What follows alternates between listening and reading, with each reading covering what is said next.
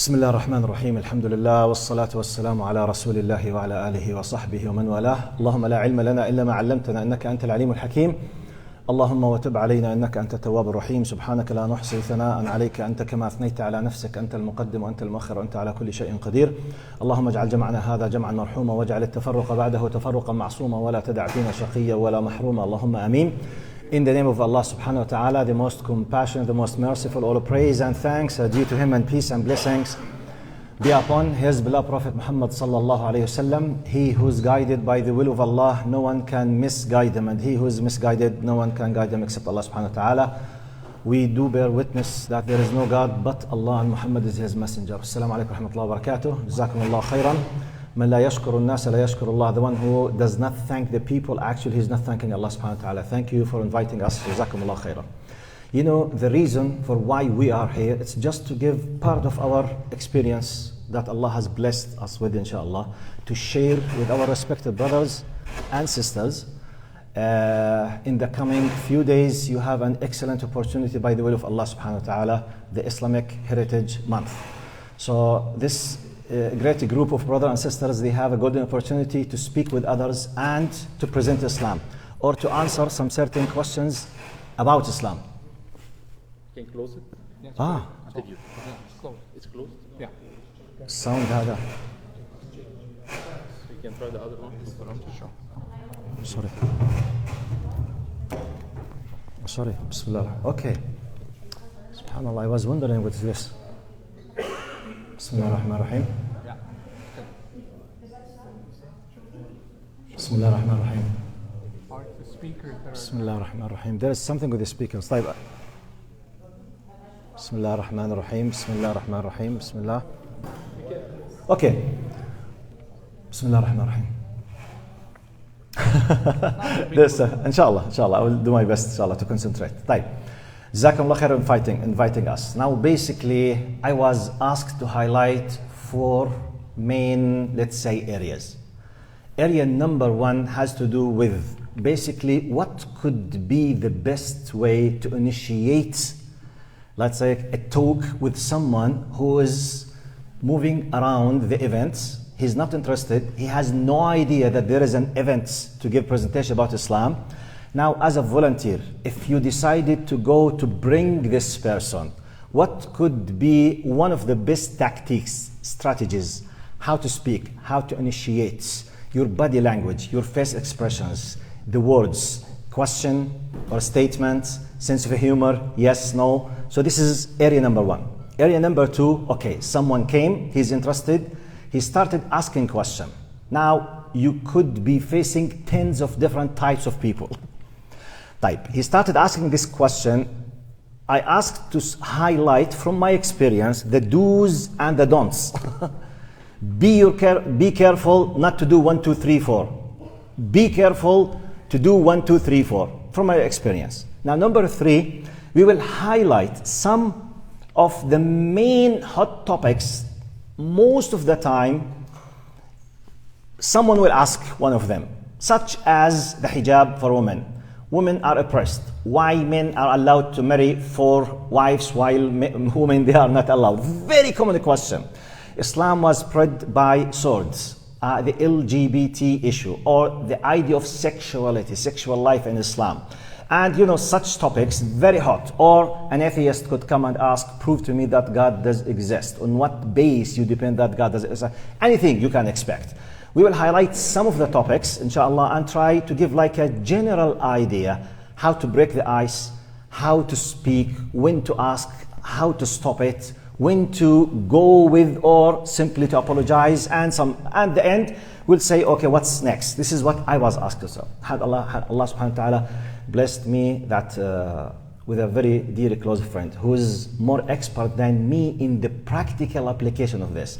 I'm an academic person. Alhamdulillah, I traveled and visited 300 cities on earth in about 29, 28 countries. And I taught in 12 countries, universities and etc. And I spoke with thousands of people. But most of my discussions, they were restricted, pre-arranged. Schools, universities, conferences. Brother Ali Uthman, who is the head of IRA. He will tell you what IRA stands for. He is one of the experts, if not one of the most well-known experts in street dawah on a weekly basis since years. So he is the expert practically. I'm on the academic, theoretical, philosophical person. Here is the practical person, inshallah. So I will ask Brother Ali just to introduce himself and IRA. Then I will start with my introduction, inshallah. Jazakumullah khair, Brother Ali. Jazakallah khair.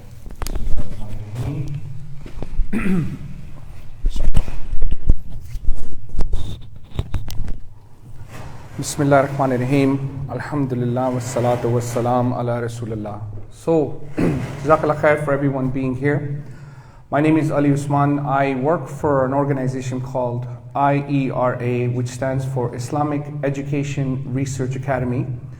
We are a global organization all across about 100 different countries throughout the world. And every country, we have outreach specialists that are conveying the message of Islam on the ground. So we're a grassroots organization. And with this organization, for every outreach specialist out there, sometimes they have 70, 80 to 100, sometimes even more volunteers. Like in Africa, some places we have 500 to 1,000 volunteers that are on the ground conveying the message on the ground, one-on-one. So our job is to, what the organization was found on basically that, that we want to connect humanity to Allah subhanahu wa ta'ala. That is really the main goal for our organization. And the organization was found by some of the brothers, and the founder is Sheikh Abdurrahim Green, and the founder. They came across a hadith that said that Islam will enter every home.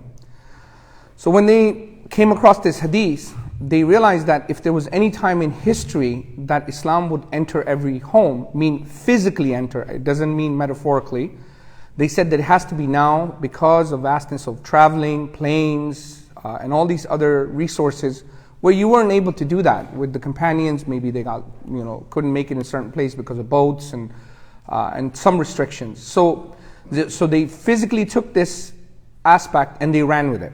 And subhanAllah, they started in 2010. Now it's 12 years later. Subhanallah, every year the dawah grows bigger and bigger and bigger. Alhamdulillah, in the last year, with the help of Allah subhanahu wa ta'ala, we had 50,000 shahadas. Okay? These 50,000 shahadas are global numbers that have from all over the world. So we're getting about about 100 shahadas a day. Over 100 shahadas a day. And you have to think about this for a second. It's not just that the IRA is getting these shahadas. The idea is that these 50,000 people that have just came to Islam within 1 year, they have brothers, they have sisters, they have cousins, they have uncles, aunties, colleagues that are affected by the Muslims in their house. So the outcome of the dawah is so massive and so huge that we can't even imagine. The only reason we count these numbers is to show the ummah that what is the hard-earned money that ummah gives us, the responsibility that it gives us to take care of the money, and what do we do with it. So that's the only reason we count these numbers. Now, as for myself, I look after the Canadian chapter of IRA Canada, and my job is to articulate the message of Islam with compassion and reason to the wider society, to engage with the Muslim community, to empower the Muslim community, how to go out and share the message of Islam, and help and support the Muslim organizations and Muslim community to get involved with dawah. And I travel all across the country. I was just in Edmonton over the weekend, and our job is to go from city to city, town to town, and give some lectures, talks, training, development to get the Muslim community involved in dawah. Once the Muslim community is involved with the dawah, then one of my jobs is to support and help that process by empowering them, by supporting them with dawah material, trainings, classes, and ongoing support. So this is not just limited to giving talks or classes. It's ongoing process for us. Number two, once in those communities, Muslims are coming to Islam, because wallahi brothers, I know, and the sisters, you're going to go out there and you're going to convey the message. Getting the shahadas is not difficult. I want to say this again. Getting the shahadas is not difficult. What is difficult is once someone becomes Muslim. This is the real challenge the Muslim Ummah is having. Not getting shahadas. We're getting hundreds and thousands of shahadas. So our job isn't to just go out and convey. Our job is, once that person becomes Muslim, what to do with them now. So this is one of the aspects to keep in mind. Don't keep that in the back of your head. So this is a little bit about me, and sorry for taking a bit longer. I'll give it back to the Shaykh. Jazakallah khair, Shaykh. Mike? Yes, Shaykh. Jazakallah khair. Thank you very much. I will give my quick introduction before I deal with the first area, which is how to initiate a talk with someone, let's say, in the street. Bismillah ar-Rahman ar-Rahim. You will not hear me. Okay. Let me try something else. Maybe the one. طيب, can you hear me now? Yeah. خلاص. No need for the mic. Bismillah ar-Rahman ar-Rahim. Alhamdulillah wassalatu wassalamu ala Rasulullah. Now, I have just very quick message in the very beginning. Before we start whatever we want to do, to make a street da'wah, to initiate a talk, to convince someone to take the shahada, or to help one if he decides, before everything, number one, which is, I'm addressing myself first, the intention. Why am I doing this? For the sake of what? And I know that we all know that we do it for the sake of Allah. But by the way, we need to activate to the best of our power before doing that action, because it should be for the sake of Allah. This is number one. Now, please, whatever your role is, keep in your mind the following. You and me, we have been chosen by Allah to receive the final end message of Allah to humanity. Now, through a long chain of prophets and messengers, more than 100,000, according to hadith, 124,000 prophets, 315 messengers. We know about them around 28 just. Now, Allah decided to finish this chain, to end this chain by Prophet Muhammad sallallahu alaihi wasallam. Quran is a constitution not for Arabs or Muslims, it's for humanity. However, the one who decides to accept this message will be part of this community, i.e., submitters to the will of their Lord. We need to go there with the fact that we are blessed, we've been chosen. However, what I have in my hand as a Muslim does not belong to me as my personal property. It is the property of everyone on earth. But Allah blessed me now to be holding this to let others know that. We need to have this attitude while we are doing whatever we are doing. Now, number three, and I finish my introduction. Number three, Allah subhanahu wa ta'ala made it very clear in the Quran. وَإِنْ أَحَدٌ مِّنَ الْمُشْرِكِينَ اسْتَجَارَكَ فَأَجِرْهُ حَتَّى يَسْمَعَ كَلَامَ اللَّهِ ثُمَّ أَبْلِغُ مَأْمَنَهُ ذَلِكَ بِأَنَّهُمْ قَوْمٌ لَا يَعْلَمُونَ. It's a very important ayah. In the time of war, while you are in the battlefield, your enemy is about to kill you, and you have to defend yourself by the possibility of might killing the one who is trying to kill you.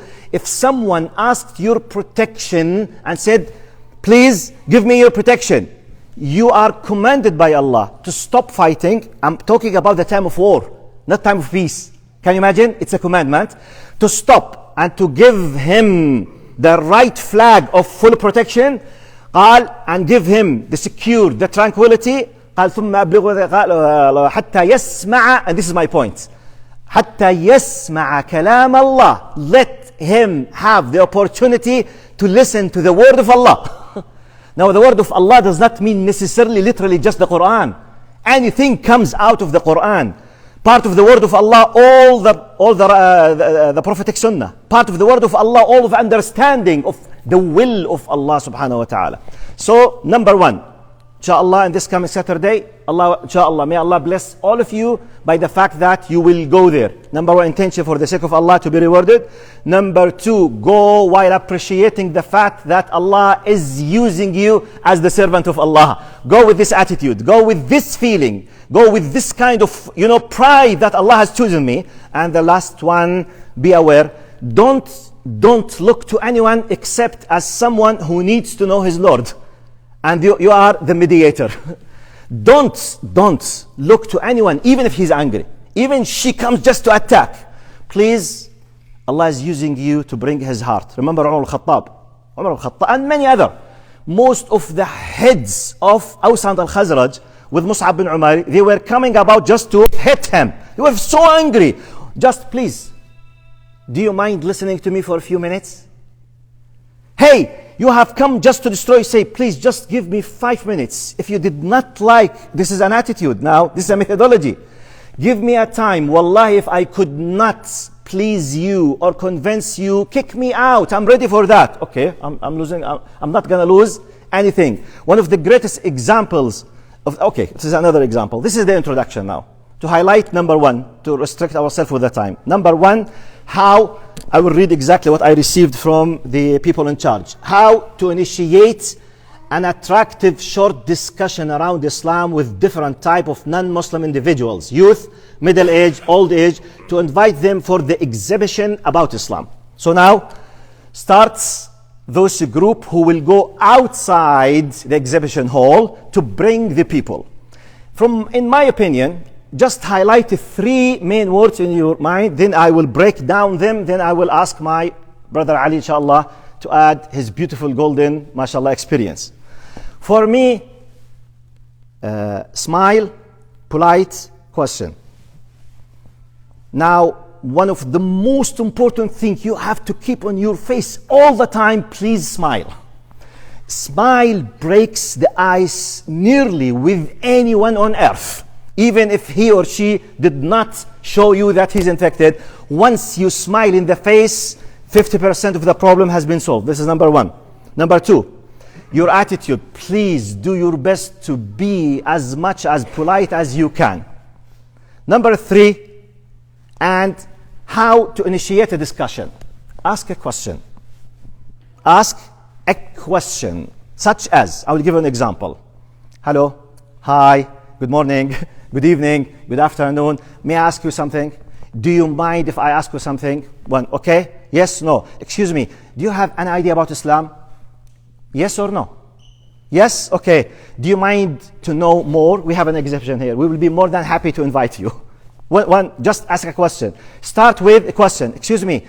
And sometimes you can use with the question like a provocative, way to, like a sense of humor, for example. Hi. Hey, I assume that you have a maybe unclear idea about Muslims and Islam. Am I true? Excuse me? Why are you asking? We have an exhibit here. Do you mind to come? Okay. For example, if you felt you have the ability to be someone with a sense of humor, and you felt that this character will accept your sense of humor, you need to do ijtihad, by the way. Every one of us literally is a mujtahid in that time, because you need to scan the personality. Okay? He's smiling. If you are coming, sometimes you have your natural sense with your experience with the people. You look at him smiling, looking at the people, who say, you make it with a smile. Hi. Do you think Muslims have bombed every place on earth? Excuse me? What? No. I know, Fox News might tell you something like that. By the way, inside we have something else. The other narration of Fox News and CNN, for example. Would you like to come and have an idea? Just, okay, yes, I'm welcoming. Then make a sense of humor. Sometimes try to highlight something very weird against Muslims to attract him. Excuse me, what are you saying? No, I'm just joking with you, please. Do you mind to come? We want just to fix some misconceptions inside. Do you mind? So in my understanding, try to be with a very nice smile. Your attitude, make it very humble and polite. Ask a question and wait. This is number one, just to bring him inside. Now it's yours. Next point will be, he came and started asking, okay, how should I deal with these do's and don'ts, inshallah. All right. Bismillah ar-Rahman ar-Rahim. So, brothers, the reality of the matter is, when you guys are going to be in this place, people are going to come up to you. So there's really two senses of initiation. Okay, there's something called active dawah and there's something called passive dawah. So basically what active dawah means is when you are initiating, where the Shaykh is explaining that you're reaching out to him. So there might be two different scenarios where someone might come up to you. Like, for example, if there's a big event going on, there's lots of banners or flyers or so on and so on. you're reaching out to them, that means you're doing the initiation, okay? In order to do the initiation, always have some kind of hook line, okay? What is the purpose of your life? What is your goal? You know, do you believe in God? And I would highly recommend, from the perspective of giving dawah, is to be straightforward. Be straightforward. I don't think that we should hide in any way. We should straight up, we're Muslims, we're here to talk about Islam. Okay. I have to be honest, a lot of Muslims are afraid. Oh my God, they asked me a difficult question. How will I answer that? And then we'll discuss that in a little later. But the reality is, people out there, they actually want to know about Islam. As much as we don't think they want to know, they actually do want to know. And there are so many stories that I can dive into, which the time will restrict me, that people are waiting for Muslims to speak. And we are Muslims that we look so much inwards that we never look outwards. So my humble advice for all of you is to really think about this, that if you put yourself in their shoes, if you were a non-Muslim, and may Allah protect us all, but would you want Muslims to come and give you dawah? I think the answer would be, if you really think deep about this, that if I was a non-Muslim, I would like some Muslim to tell me about what is the purpose of my life. Why am I here? And I tell you with experience and with facts that we have so many new Muslims that are so upset at the Muslims. They are so upset. They said that my father died as a kuffar, and not a single Muslim came and told me. So I don't want you to just think that you're just doing a job for the sake of Allah, which is important, but I want you to think about this, that this is a duty upon us to go out and convey the message. People are waiting to hear the truth. We believe Islam is the haqq. Now one caveat I want to add on, and I'll give it back to the Shaykh, okay, is that remember one thing, and this is what helped me in the dawah as well. Your job is not, let me say this again, your job is not to convert people. If this is what your intention is, then please don't do this event. Your job is to convey the message. That's it. Now think about Nuh alayhi salam. How many people became Muslim because of him? As the scholars say, very few. And he gave dawah for 950 years. Was he a good da'i or a bad da'i? Was he a good da'i? Of course he was a good da'i. Why? Because Allah does not care about the result. Allah cares about the effort. So you guys, all you're doing is you're making your effort. Your job is to represent Islam. Don't water down Islam. Don't get into branch discussions, which we'll discuss a little bit later. What are we calling to? But your job is to call them to Tawheed. Call them to La ilaha illallah. That is the main focus. Your job is not to talk about wudu. Your job is not to talk about hijab. Your job is not to talk about your beard. Your job is not to talk about what's happening in Palestine. Your job is not there to talk about your imam or your masjid or your school. Your job is to call them to Allah. If you don't get nothing tonight out of all of these 4 things you asked, if you forget every single thing we do tonight, and this is, wallahi, we do trainings sometimes 9 days long, from 10 a.m. to 4 p.m. And some days we take those trainings and we'll break them in 2 days. And sometimes when we do these kind of 2-3 hour workshop, I'm explaining to you, my brothers and sisters, with my love and sharing with you, if you forget every single thing today, just remember your call is to them to worship Allah. That is your call. Jazakallah khair, and I'll hand it over to the Shaykh. MashaAllah. Barakallah feek. Jazakumullah khairan. Thank you very much. And by the way, now what we are planning to do, inshallah, I will go through the next one, which is do's and don'ts. To control myself, instead of just keep talking, I will read point by point, just to control the time. Then I will sum up the idea. When we finish the second one, inshallah, we will go to the examples of how to deal. My methodology, his methodology, with some examples. We then add your own tastes, your own way. Because by the way, especially the examples, to convince someone, everyone has his own experience. You as a doctor, you as an engineer, you as an accountant, you as a mother, you as a whatever. Everyone has his rich background. So we give you an idea, but not necessarily to take the idea. Just take the methodology. Then create, initiate yours to be very powerful, because it's your experience. You will do it. So when you think about it. Now, for example, for do's and don'ts, the things that please highly appreciated you need to do. Number one, I go back to smile. Be welcoming. Wait for him or her. Wait for him or now we are talking about those who are interested and they have already inside the exhibit. They came to ask. Okay, so you are next to the booth, next to the flyer. So they came, they appreciate, smile, wait for them to ask. Don't try to give them anything, just be welcoming, okay? Let them have the feeling of peace that you are there to serve them. It's not a trap. I'm speaking psychologically in the marketing. Please, let me tell you the following. Now, especially now, many of us, we are Arabs. You know the marketing way of Arab sales people in their shops when you go, for example. Let's apply it on us. If you want to buy something, you go to a place. If the أهلين madam, أهلين تفضل this and this. يا عمي عف عني. Don't stuck in me. Let me see and think.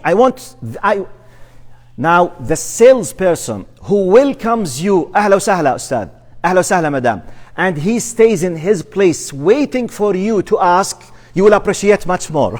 By the way, this is marketing psychological idea which gives indirect message that you are very sure of your item.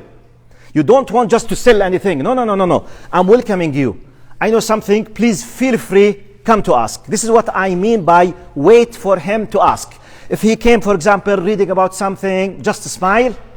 You are most welcome. Very happy to see you. Please feel free. I'm under your service when you need me. Okay? This is number 3. Number 4, be calm. Wait for him to finish. He started asking. Whatever mistakes he's creating while speaking, don't interrupt. For example, you know, in Islam, because you are Allah, blah, blah, blah, blah, blah, blah, blah, blah, blah, say, excuse me, no, this is wrong. No, don't say anything. Let him finish. Whatever he is saying, let him finish. Then, listen carefully or be a good listener. Start to appreciate his point of view. Now, you want, for example, to deal with what I said.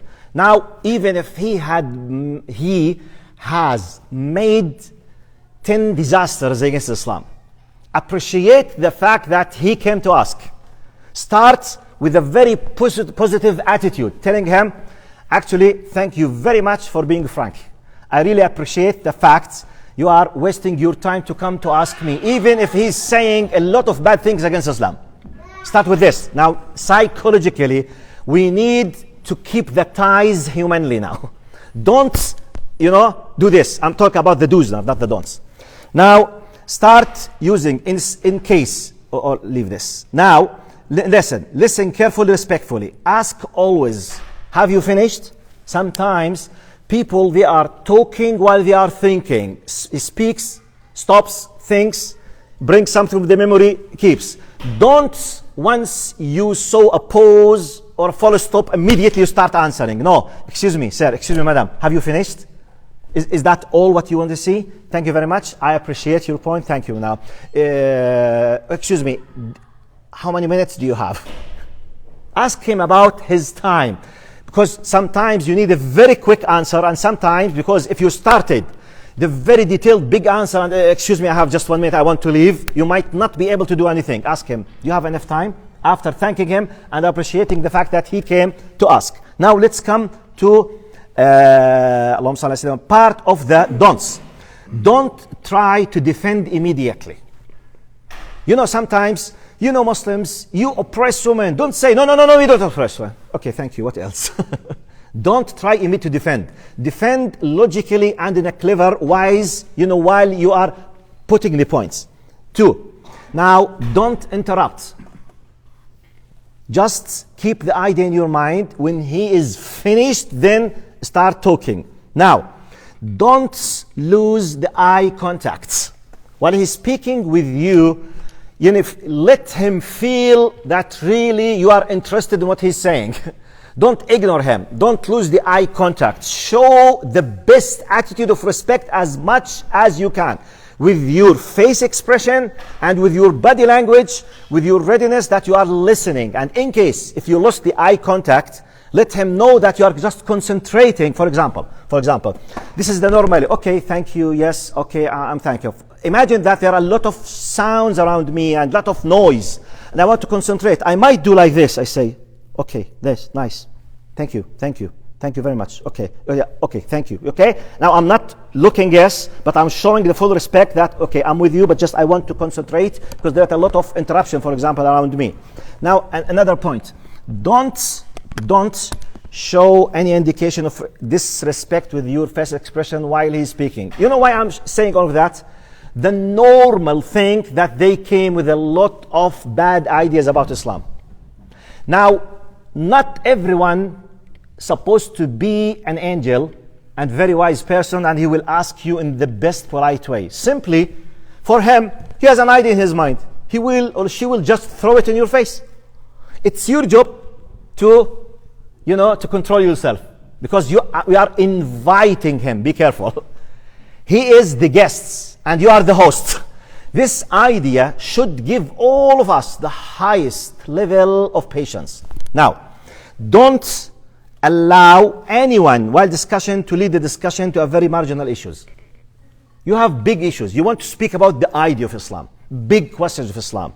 Who is Allah? Why we need to believe in a being called Allah, God Almighty. If immediately the first question about what happens in Iran now and the problem between Shia and Sunnah, and immediately, no, excuse me, thank you very much, please. I hope you will be interested in something bigger. I'm not against answering this, but it's against the common sense to come to someone. For example, you want to ask him, how did you manage to make this huge, beautiful Mercedes? Immediately your first question, why the color in that specific car has a bad spot in it? It's a wrong question in timing. Let's keep it, I will answer you. Let's go to the most. Do you mind, please? I want you to be interested in something more and better. Otherwise, don't let anyone lead you to a marginal point and could be destructive, because it will heat up the discussion, will let others be interested in a very marginal, it could be just pure political issue. I'm not against discussing, but it's not the right time for someone whose first question is thus this. With all polite attitude, just bring him to something more important before that. For example, if he insists on something, excuse me, the whole idea of Shia and Sunnah, it's a political matter. I want you to discuss with me about the big issues about God Almighty now. Later on, we might be discussing this point. Now, Allahumma salli ala Sayyidina Muhammad. And that's it. This is one of the most important things I try just from my experience to give the advice. Now, it's your turn. Again? The question, do's and don'ts. Okay. From your practical experience. So Bismillah ar-Rahman ar-Rahim. So the reality is, when it comes to the do's and don'ts, you guys, as you're out there, you're speaking to people are going to be coming from different places. It's good to analyze the person. Where is he coming from? What is his approach? What does he want from you? Is he searching for the truth? Is he misinformed about Islam? Is he confused? So you have to do a little bit of psychoanalysis to see where he's coming from. Some people are genuinely want to know, and some people, maybe they had a negative experience with a Muslim. So, they might be coming from that perspective. So it's good to have a dialogue, like the Sheikh is saying. Be a very good listener. And after listening, what you don't want to do is, you don't want to give a khutbah. You don't want to get on the preaching mode, which is fine. However, there's two coins to this side. There's one side is called the preaching mode, and the other side is the passive mode. You just keep listening. I go with many of the du'ats, and what happens on the street, they have one brother, and he's giving dawah, and then 6 hours he's just standing there. Yes, so in Syria this happened, and yes, my mother, she was a Muslim, and yet, this happened, and then, I don't like Islam because there was a issue in the Quran, this ayah I didn't understand. And this is going on for 4 or 6 hours, and the brother is just standing there. So these are both extreme, right? What I want you to just take from this, in every interaction, there's two things that are happening. Either you're giving dawah or you're getting dawah. That's it. We do want to hear people out. We don't want to disrespect them. But that does not mean, because I'll tell you an example. You're talking about Allah, and you're speaking to someone, and he said, do you believe in God? Yes. Do you believe in God? Yes. And there's a conversation going back and forth. Next thing you know, you had a 3-hour conversation about God, and afterwards, He says, well, God is pink and he has 14 legs. But now this is not what we believe in Islam about God. We believe Allah is laysa kamithlihi shay. There's nothing like the Creator. So what I'm saying is, at some point we do need to show them who in Islam Allah is, right? Qul huwa Allahu ahad, Allahu samad, lam yalid wa lam yulad wa lam yakul lahu kufuwan ahad. What I'm saying is to explain to them who our Maker is. But one thing I want to re-emphasize, and I'll do this throughout the whole night tonight. If they take you to different conversations, they talk about politics, they talk about this, and we find this in the Quran and the Sunnah everywhere. What do we find? That Musa alayhi salam goes to the Pharaoh, and Pharaoh is talking about this, and he's talking about that. Didn't we raise you up? Didn't we get? And Musa alayhi salam is keep taking back about Allah, the Creator. They will do this. Their idea will be to take you into these discussions. Yes, we want to answer some questions. Yes, this is important. But after answering those questions, depending on the question, obviously, go back to Tawheed again. And we see this in all over the Sunnah, all over the, even in the Quran. Like, for example, we see all of the Anbiya, they call people to Tawheed. Their job is not, because they don't want to discuss, they want to discuss politics, they want to discuss your hijab. My humble advice is to keep going back to the conversation. Do you believe in God? Do you think that there's a Creator? What this will do, best practice, it would cut down arguments. And why will it cut down arguments? I'll give you a very simple idea. When you get on the plane, do you guys buckle up? Question. Yes, do you guys buckle up? Yes. Why do you buckle up? Why do you buckle up? This is a procedure. But why? Why do you follow it? Safety. It's safety, but why do you follow it? Because you don't understand how lift works, how gravity works, how the plane is flying. You know that there's a pilot in the front who understands how the plane is working. He tells you, buckle up, you buckle up. Why? Because the pilot is an authority. And the highest example to Allah. Allah is the ultimate authority. So when you go into these debates about hijab and beards and pork and whatever else you will discuss about, if you keep going back to Allah, the conversations will get easier. This is my humble advice. And this is what we teach all across. And it's not something we're just telling you. We do it day in, day out. Otherwise, you will have these branch discussions. So let me give you an example. Imagine for every argument that someone brings up is a shubuhat, a doubt, yes, or a question. Let's say it's a tree and it's one leaf. You answer that question, the person has another question, which is another leaf. And then he has another question, which is another leaf. And this goes on and on forever. Now, if you were to deal with even one branch, he has thousands of other branches that he holds in his hand or in his head.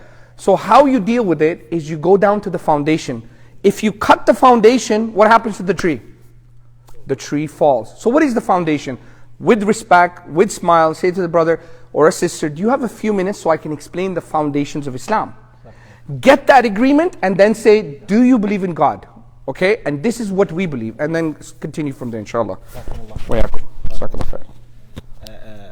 Dr. Muhammad, when do you want to stop for the Isha? Just to know how many points I highlight. So whenever you want, you see a good stop point. طيب, okay. جزاكم الله خير. طيب, now we will come to the most important part of today's gathering. To highlight examples. By the way, you could be facing tens if not hundreds of questions. But however, some very well-known big questions are repeated always. But sometimes you don't know how the question will come. Because it depends on the experience of the person, or the suffering of the person, or as he said, where did he come or she come from. Some people like, for example, I was asked a question 2 days ago in Garth Webb School. The first question came to me in the school, in the Q&A session. They are doing the same thing, like a presentation about Islam. It's a public school. The first question, I am an atheist. How can you convince me that God does exist? And I have just 3 to 4 minutes for each question. This is a huge question. I mean, it's impossible to convince an atheist, in 3 minutes that God does exist. It does not mean that I'm weak, but the topic is so intense, so rich, one of the, I said, with all due respect, I have just 3 or 4 minutes. I can't give you all of your need because simply I need to know where did you come from. Is your problem that you are an atheist because of educational thing? Is it because of the way your parents raised you up? Is it because you read something about philosophy? Is it because you are suffering from a trauma in your life? Because depending on where did you come from, my answer will be determined, because this answer will not start like this one. So I need to sit with you. With all due respect, I invite you to come to Dar Foundation, and I will give you at least 1 full hour, if not more than that, inshallah. Especially I'm ready to ask you. But generally, this needs really a good thing. For example, now, let me, from my experience, one of the best advices when you want to make da'wah, regardless of the question, regardless, with a very nice attitude, as brother said, please. Now, your question is an excellent question. Thank you very much for being frank and direct in this question.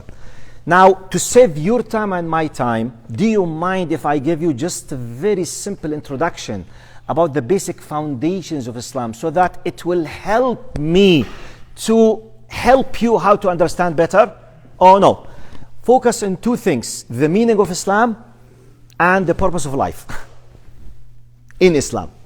The meaning of Islam, very quickly. You can make it short and you can a little bit. But now, Islam for us is a system of life. And it means submission, to submit yourself to the will of your Lord. We believe that God created everything, including human beings. From Adam up to the end of this life, we believe that this God, whom we call in Arabic and in Islamic terminology, Allah, Allah wanted us to be here and to stay living and to have the reproduction to the end of this time. We as Muslims believe in different stages of life. First, one of them, our souls are created before we exist in our physical bodies. Number 2, this spirit will be injected inside the womb of the mother. Then when we are born, we will live in this worldly life. Number 2 stage. We live for decades, 60, 70, 80, Allah knows. Then we move to stage number 3 in our life. Let him be aware about your big picture before answering his question. In few minutes. Number 3, we have the barzakh, the barrier between 2 lives, where our souls will be kept there for a time God knows how long. Then we will be resurrected and congregated, al-ba'th wa nushur, for accountability, and we believe in an eternal life, either in the hellfire or in the paradise. So, in light of this, we believe that God, when He created us and sent Adam, He provided us with what we call the basic minimum requirement of understanding good and bad, right and wrong, which we call it fitrah. The fitrah, like, for example, in the computers, like the Microsoft, for example, operating system. It operates the hardware. This is the hardware.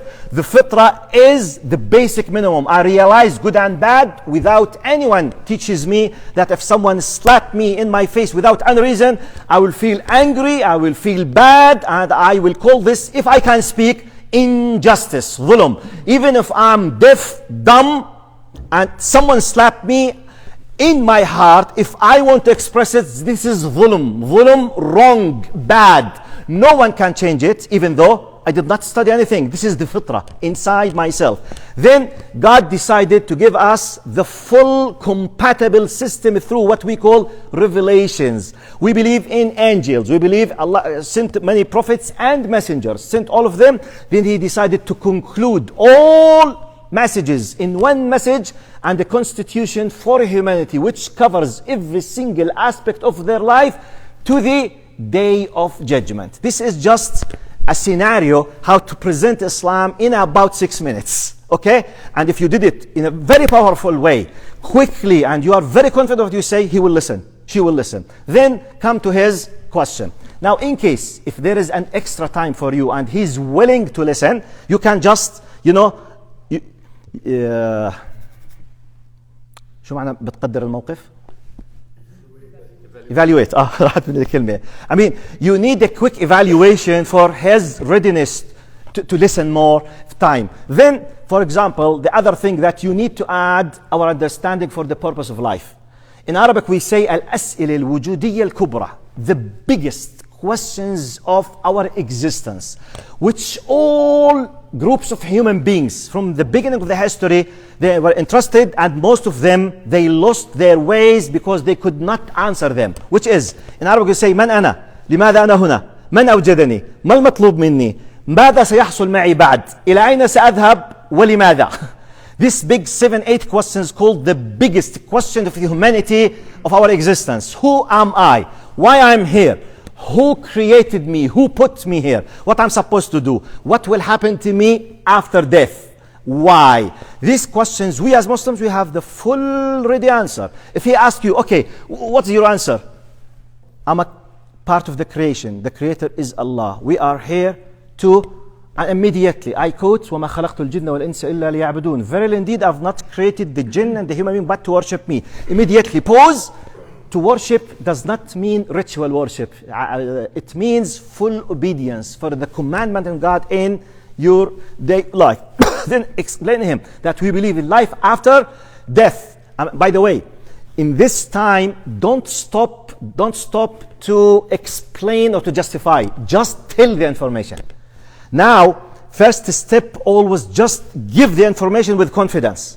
Now, if you, while you are giving any piece of information, you stop to justify why, when, how, from one angle, it's a sign of someone who's not confident, number one.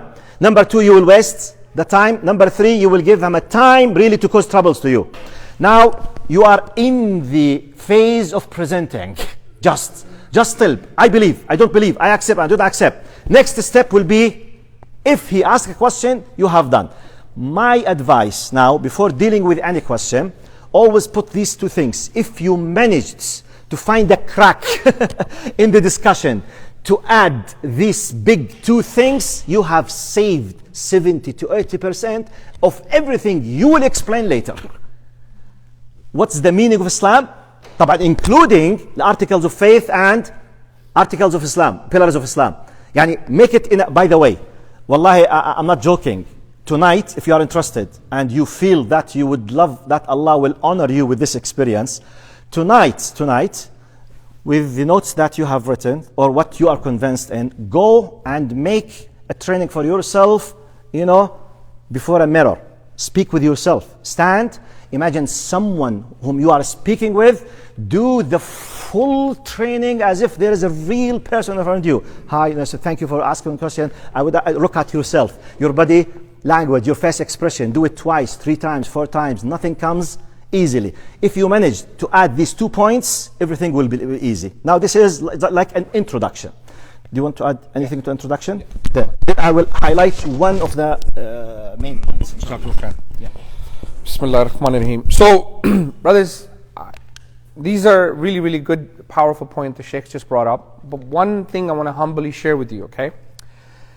At this point, I just want you to think about it for yourself. This is not for you to give dawah. I want you to just think about this. Allah subhanahu wa ta'ala says to us in the Quran that He created all of us, right, from the rib of Adam, right? Take out from the loin of Adam, and He created us, and then He gave us soul. And then He asked us, am I not your Rabb? Alastu bi rabbik. And what did we say? Bala. You are a Rabb. So why did I bring up this point? I just want you to think about this. This is not for you to give dawah. This is not for you to quote it to them. Because this is not for them. This is for you to understand that the innate disposition, the fitrah, already has the necessary tool to find their maker. Allah has given all of the necessary tools for a human being to awaken the truth within them. So your job is not to convince them. Your job is to awaken the truth within them. What am I saying here? When someone comes and says, I'm an atheist, your job is not to convince them about Islam. Your job, especially when it comes to an atheist, your job is to ask him, what makes you there's no creator? As Allah subhanahu wa ta'ala says, or the Anbiya say, is there any doubt of Allah? Is there any doubt? What I'm saying is to question their question. Yes. Why are they coming from a point? Because you are on the haqq. You don't need to be confident. You already are confident. You are coming from the truth. Allah is al-haqq. We're on the haqq. So when someone says, I don't believe in a God, you don't need to sit there and, well, let me prove to you there's a creator. You could do that, and that's one avenue. And I'm not saying every person should do this, but sometimes, like I was in Edmonton in a mall, and I met an atheist. He said, I don't believe in God. I didn't say, yeah, let me prove to you why there's a creator. I said, what makes you believe that there's no creator? What's your proof? When I put him on the back foot, now he started to question. Now, why? Because it's very easy to just give your answers. But it's harder for you to think about, am I really speaking the truth? Do I really believe there's no creator? Within few minutes, he believed that, you know what? I don't think I'm an atheist. I think I believe I have no proof of a creator. So I said, then you call yourself agnostic. And I'm okay with that. And then we can discuss why we believe the creator didn't leave us alone.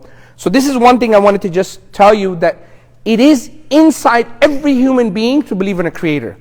There are reasons why people reject. Maybe their fitrah is in conflict. Maybe they do some sins. Maybe they're in ghafla, they're heedless.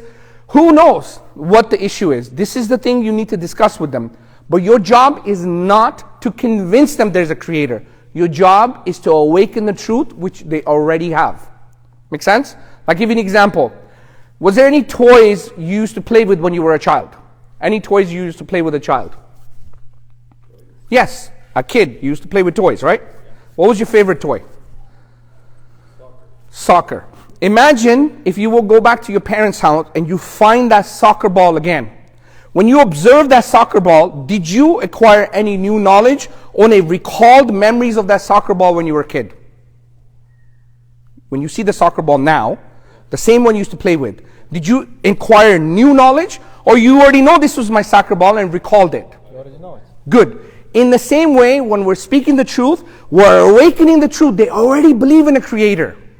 Your job is not to convince them to. It's like awakening that truth they already have. This is my humble advice. This will really help you, because you will come from confidence. What makes your truth truth? Why you believe in justice? Why do you believe in all these things? Because in Islam, we believe there's a creator. All of these, we believe in Allah is al-adl, the just. We believe in justice. Allah is al-haq, the truth. We believe in the truth. We don't meet these abstract ideas. Why not? Like, for example, someone can say, well, that's really oppressive to cover women up with a headscarf, right? I said, well, it's very unjust for having women to wear miniskirts in the middle of frozen winter. So it becomes very subjective. So we want to get to an objective truth, which is not contingent and dependent on us. Jazakallah khair. These are some of the things I want to. Jazakumullah khair. Allahumma salli ala Sayyidina Muhammad. By the way, now I have 2 to 5 points, and we can start answering the questions after each point.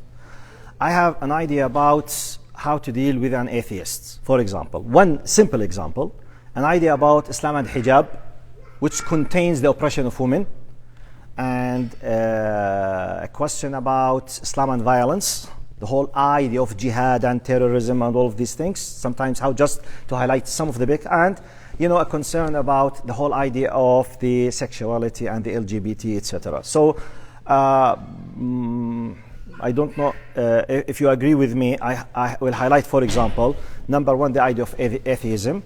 If Brother Ali would to add, then we'll open discussion for a few minutes. Then we'll go to second. And these examples, 3-4 examples, just an idea how to deal, the concept, the logic, the methodology, how to start, how to stop, how to highlight, okay? Just an idea, because it's impossible to cover in 1 hour all of the possible topics that you might be facing. Now, number 1, for example, you have an atheist with you. And as we said, please do your best to respect the person regardless what he or she believes in. It's an idea of da'wah. We never know what's inside his heart. But an example, because one of the most common things, okay, why should I care? For example, what is Islam? I explained. Okay, why should I care? I don't believe in all of these things. And I personally used to face this in many of my classes.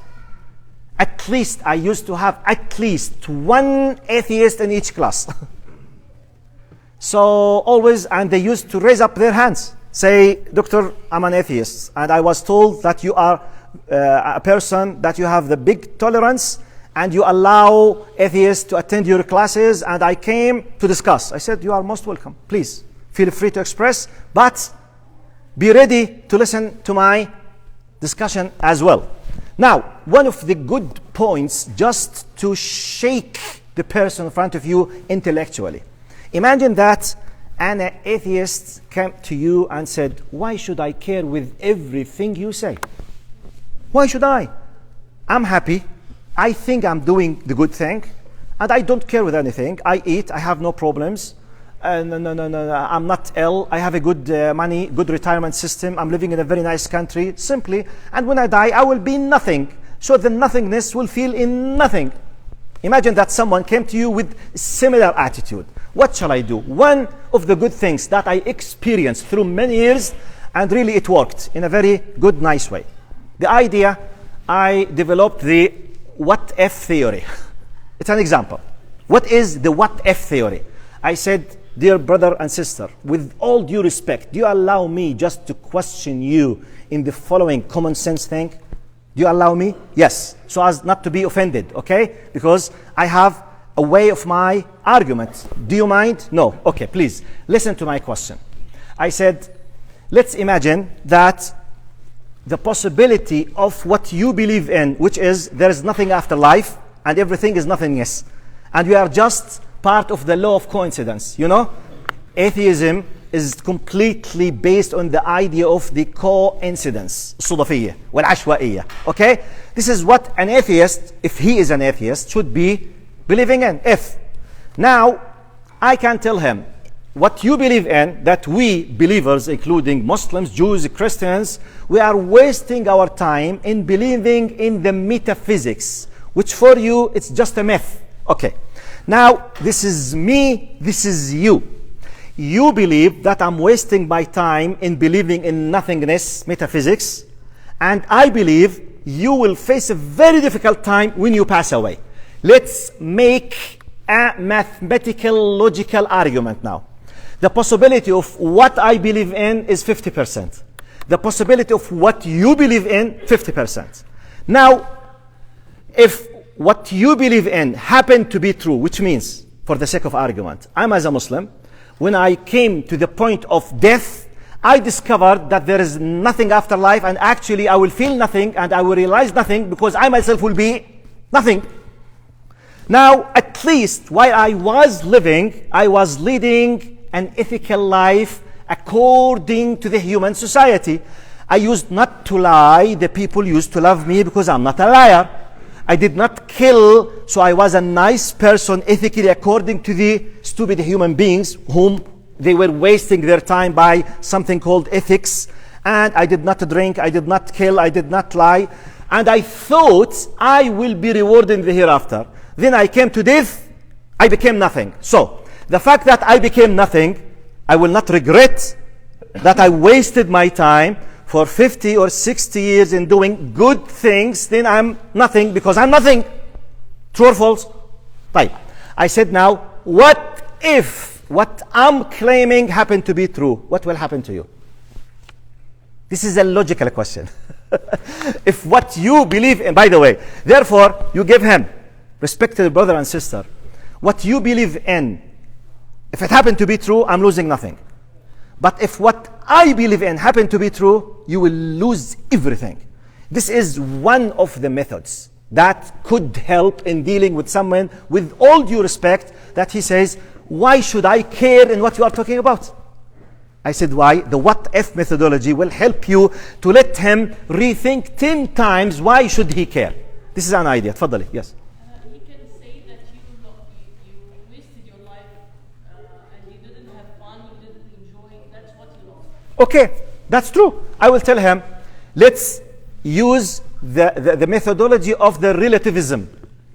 You think that I wasted your time and I did not enjoy. Okay, let's accept it. I did not enjoy anything for 60 years. I became nothing. am I going to feel any kind of bad feelings while I'm nothing?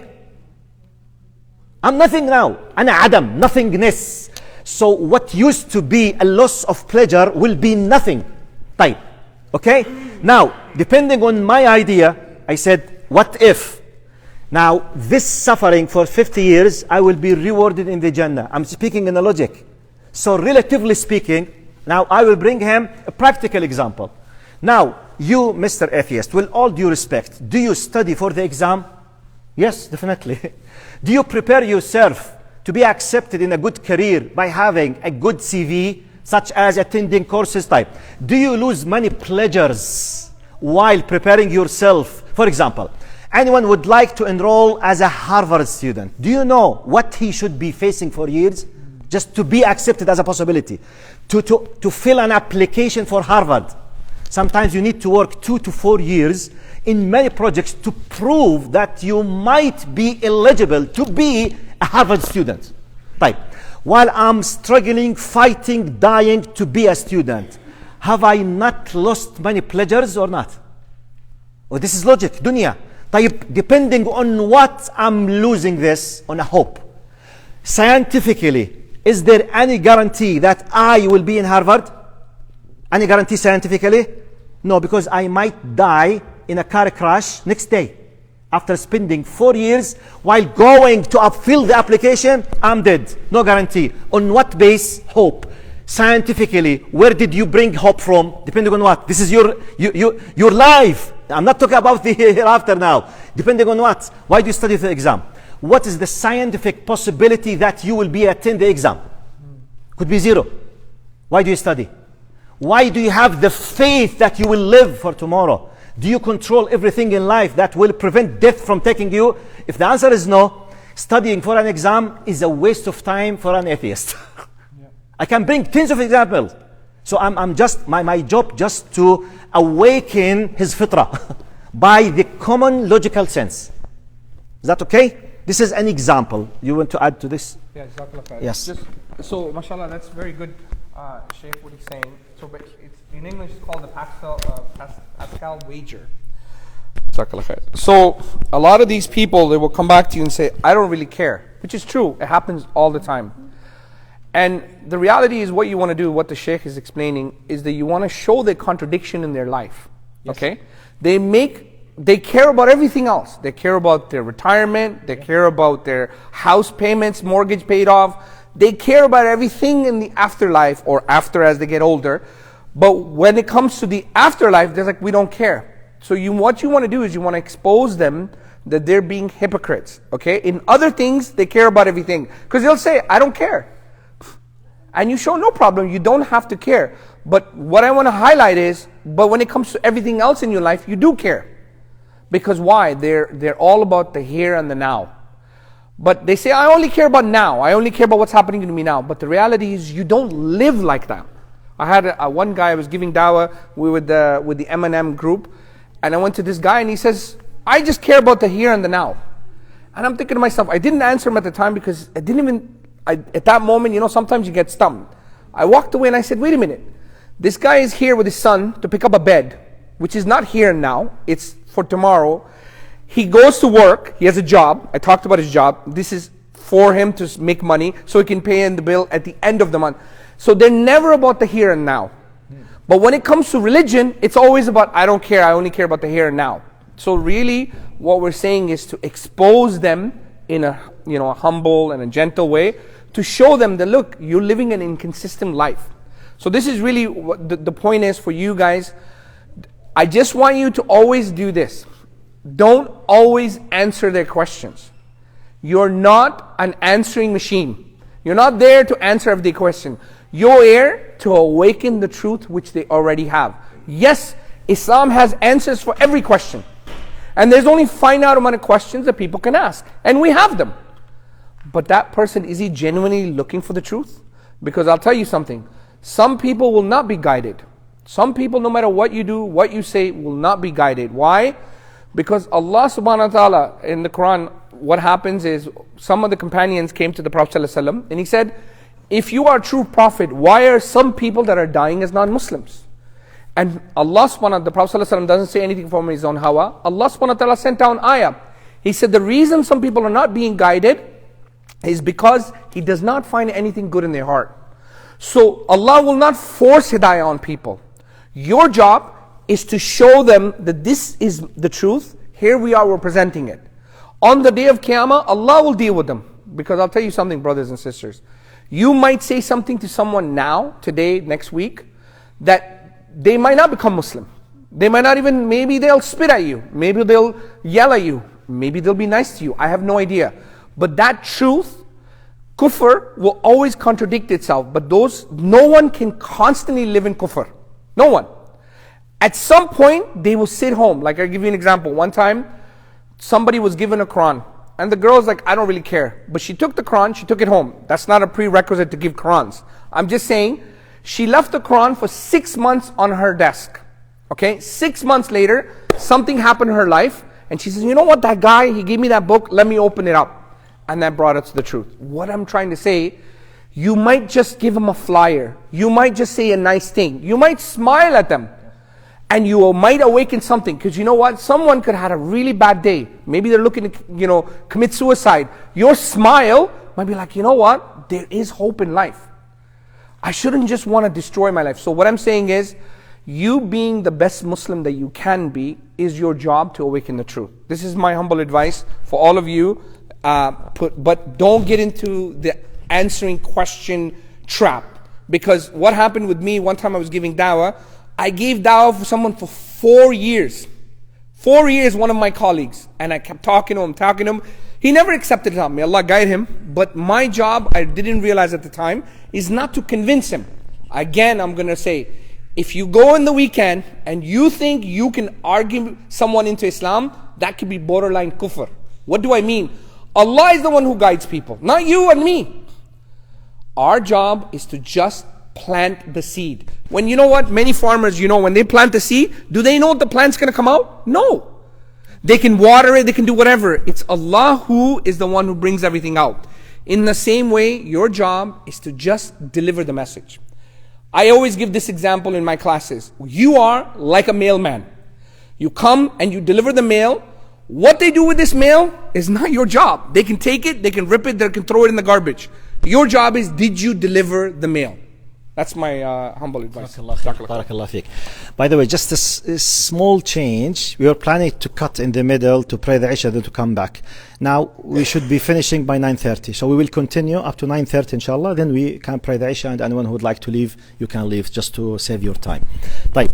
Now, I'll give you an idea about Islam and hijab, which might be misunderstood as one of the biggest indications in the mind of the Western media with what's so-called the oppression against women in Islam.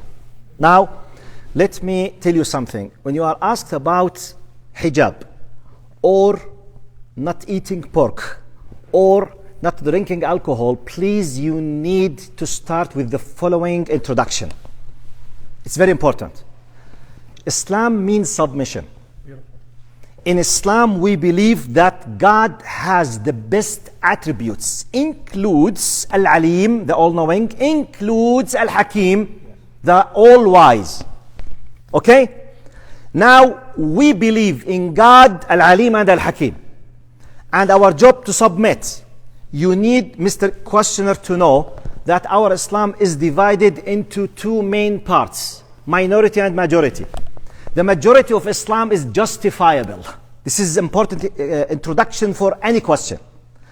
Now, justifiable means I can tell you the justification why Allah commanded to do so and so. For example, I can justify to you with tens of points why prayer is compulsory.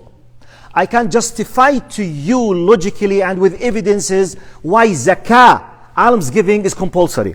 I can tell you why zina is prohibited. But I might not be, minority might not able to tell you why we pray 5 times, not 4 times. Why do we have to go specifically into the place of Kaaba to do the circling 7 times around the Kaaba, and the Kaaba should be to my left side? Because commonly, what if it's to my right side? Nothing will happen. Logically, yes. Now, whether it is justifiable or not justifiable, our starting point, we do submit to the will of our Lord as long as we know for sure it is proof that it was part of the revelation. You start with this, okay? Now, you come to the point of, for example, al-hijab. Why hijab is compulsory? Remind him or remind her. God does not command but with the best, whether we realized or not realized. But, however, to the best of our knowledge, I can tell you the following about the concept of hijab in Islam. We Muslims, now, don't justify, just tell now. We Muslims believe that hijab, based, and by the way, it's good to fix the misconception about the word hijab. Tell him, when I speak about hijab, I'm not talking about head scarf. I'm talking about a big concepts, including the clothes that cover the whole body except the face and the hands. It includes not using the makeup. It includes how to walk, how to talk, and not to use the perfume and all kind of adornment of other things. This is a concept of hijab. وَلَا تَخْضَعْنَ بِالْقَوْلِ. Okay? Concept of hijab. وَلَا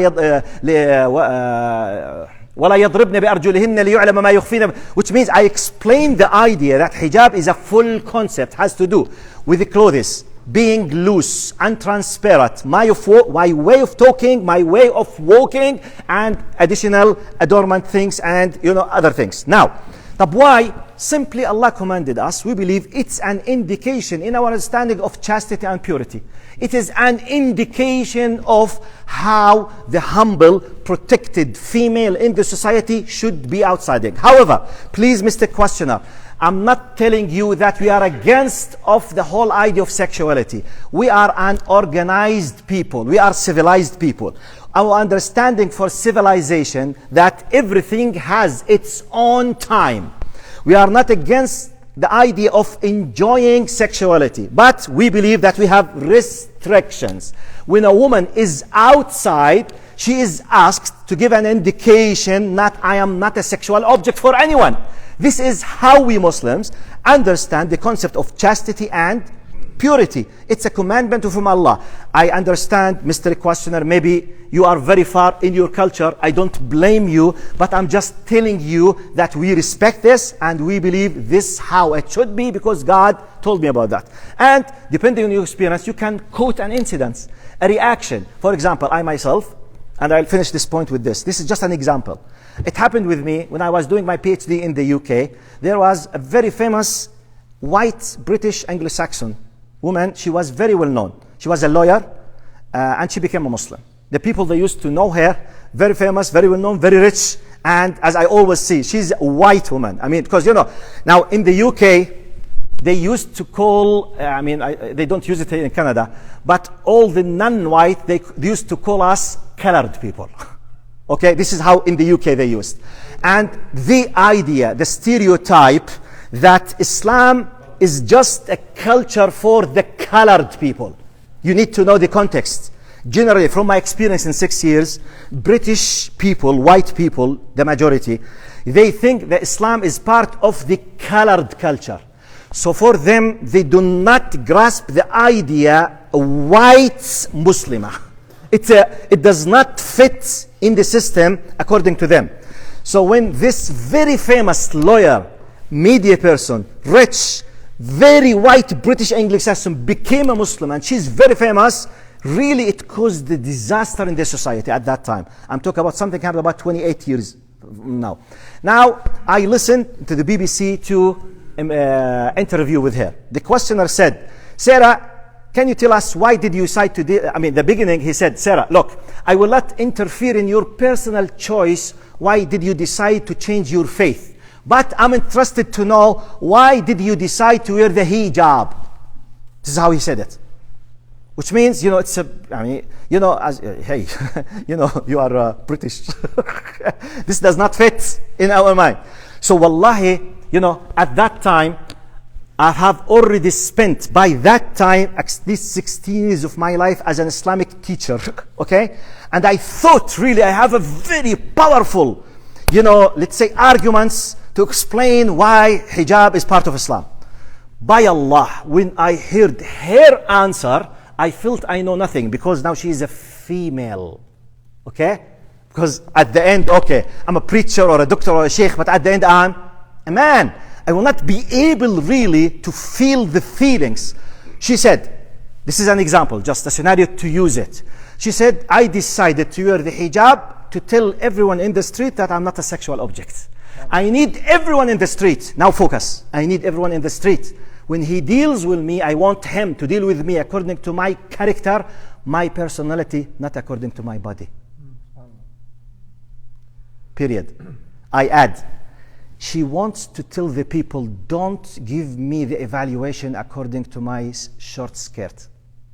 My value is not by how much of the flesh of me is exposed. My value is what I have here and I have here. Is this high, civilized way or less? This is an example. By the way, as Sheikh said, sometimes if someone is not interested or he came just to straw, even if you brought him 1 million arguments, it will not. But our job is just to do our best to explain with the help of Allah subhanahu wa ta'ala. And by the way, this introduction, the verse introduction, you might need it with most of the questions, regardless of what the question is. That Allah, we believe that He is Al-Alim and Al-Hakim. Our role to submit, it could be justifiable and it could not. Because for example, this answer about the justification of the hijab, tayyib, pork. Forget that nowadays science, because forget now. The core, the most important basic answer, why we are not allowed to eat pork. Do you know for sure, religiously, what is the reason? No, we don't. Allah commanded. Allah commanded, that's it. You need to know that. But because you know why you need this introduction? Because if you kept looking for the justification 100%, you might be stuck with something Allah did not tell us about. Yeah. That's why in Islamic terminology we have a very beautiful terminology, al-hikmah ta'abbudiyya. You know, al-hikmah ta'abbudiyya, like for example, why do you pray 5 times? Yep. Imagine you did your best to know mathematics. Okay, because okay. Why not 4? It's an endless question. Why not 5, 7? Why, by the way, logically, why you pray Maghrib 2, for example, and Isha? What will happen if the Isha becomes 2? Logically, nothing. So it's endless. Simply submission. Submission now, al-hikmah ta'abbudiyya. Why we pray 5 times, not 3 times? Ta'abbudiyya, which means we do this as an act of worship, respecting the commandment of Allah. And by the way, don't use this every time. I'm telling the thing that you are sure Allah did not give us an answer. Generally speaking, why riba is haram? 1 hour you can speak about the interest that it's like the vampires when you kill the people through the interest of the money. For example, zakah, zina, lying, you can justify many things. Now, when you know that there is a justification, but you don't know it, simply don't feel shy to apologize. I'm sorry, brother. Really, I'm not expert in this point, but please, do you mind if I gave you my email or this brochure? I can, do next, ask something for you, but in this specific one, I have no idea. I apologize for it. Just stop. Don't feel shy that what will happen if I told you I didn't know. He kept, arguing. You will kill, the points. Wal'iyadhu billah. Do you want to add? Yes. So Bismillah ar-Rahman. So one thing the Shaykh is saying, yes, the sister's hijab is usually always one of the questions. But again, you can give some aqli answers. I mean, we have aqli and we have naqli. So basically means what you can logically deduce with your rationale. And there's things that come from Allah, wahi, that is naqli, text. And we in Islam, we submit to Allah. He's the ultimate authority, Al-Hakim and Al-Alim, as the Shaykh said. So yes, you can come up with some logical answers, and we can give, like for example, I can give you an example. Everything rationale, that we know that it's important to us, we cover up. My wallet, my phone, my iPad, everything has a cover. Even my coffee of cup has a cover. Okay, so we can give these aqli answers, but at the end of the day, brothers and sisters, it's not for you to answer all the questions. That is not why you're there. You're not in a courtroom. You're not being, questioned about everything. We're not always in Islam. Why are we always in a courtroom and we have to explain everything? Yes, we need to share the message of Islam. This is our responsibility. But your job is to awaken the truth within them. So let me ask you a question. If someone said to you, why do you wear a hijab for a sister, right? The question, don't say, oh, well, I'm pious, or I'm very, because the person can say, what, my mom's not pious? My mom is not righteous? You understand what I'm saying? It becomes problematic. What I would suggest is say, what makes your worldview correct? So for example, why do you think the way you think is correct? Because we have to ground what we believe. What do I mean by that? When we say that this is right or wrong, it comes from Allah. Allah is the one who decides for women to cover up, for men. And hijab isn't only for women, it's for men as well. For us to lower our gaze is our hijab. Yes, for men, I can't wear bikini shorts. I have to wear up to my knees. So it's not just about intellectual, it's about explaining what makes your worldview correct. So this is one thing you guys always need to question the questioner, is not to just always answer. Yes, we have answers. Yes, we can logically give you an answer. But let me ask you guys a question. What makes logic logic? Think about that. What makes something logical? Like for example, someone says, I believe in justice. I believe in truth. When people make these kind of claims, I believe in truth. What makes truth truth? What grounds it? Ground here means, where does it come from? Where does it originate from? What makes, okay, because you're Canadian, what makes that correct? Oh, because your culture believes that? What makes that correct? When you start to question them, they need to think about this. Now again, I believe that the dawah could be done in 5 seconds, 5 minutes, 5 hours, 5 days, 50 years. So it all depends on the person. If what you want to do at the end of the day is to leave them with something, to awaken the truth with them, plant the seeds, and if it becomes, a bit like, okay, they don't want to discuss with you, ask them, would you like to take something about Islam? Here's a pamphlet, here's a brochure, and if you need, the organization, we provide absolutely free dawah material. You can talk to me afterwards. And we can provide you with some of our dawah material. You can say, here, just take this brochure and let me know if you need anything else, if you have any question. And leave it at that. Because what I'm saying is, you're not there to convince them. This is the trap that the shaitan will get you. You know what? You have to argue with them. You have to prove it.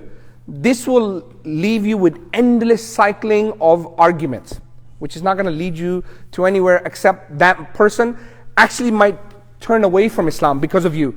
The way he treated me or the way she treated me, I know you won't do that, but I want you to be in the middle path. What I'm saying is, the opposite is true as well.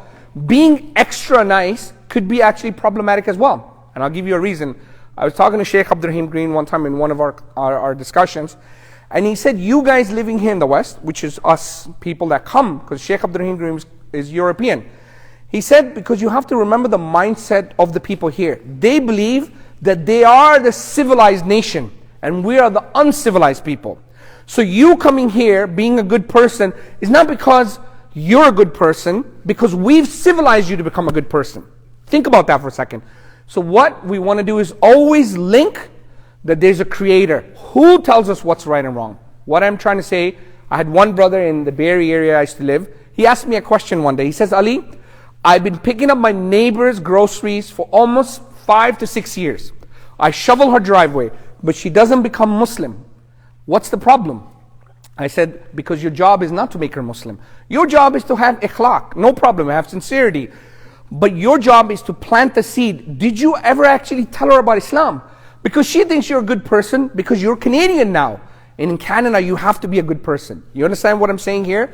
So your job is to be firm, be confident, you are coming from haqq. You just need to deliver that message. That's it. If they don't accept it, they don't accept it. That's not your job. And this will, wallahi guys, this will help you in the dawah, inshallah. Jazakallah khair. Yes.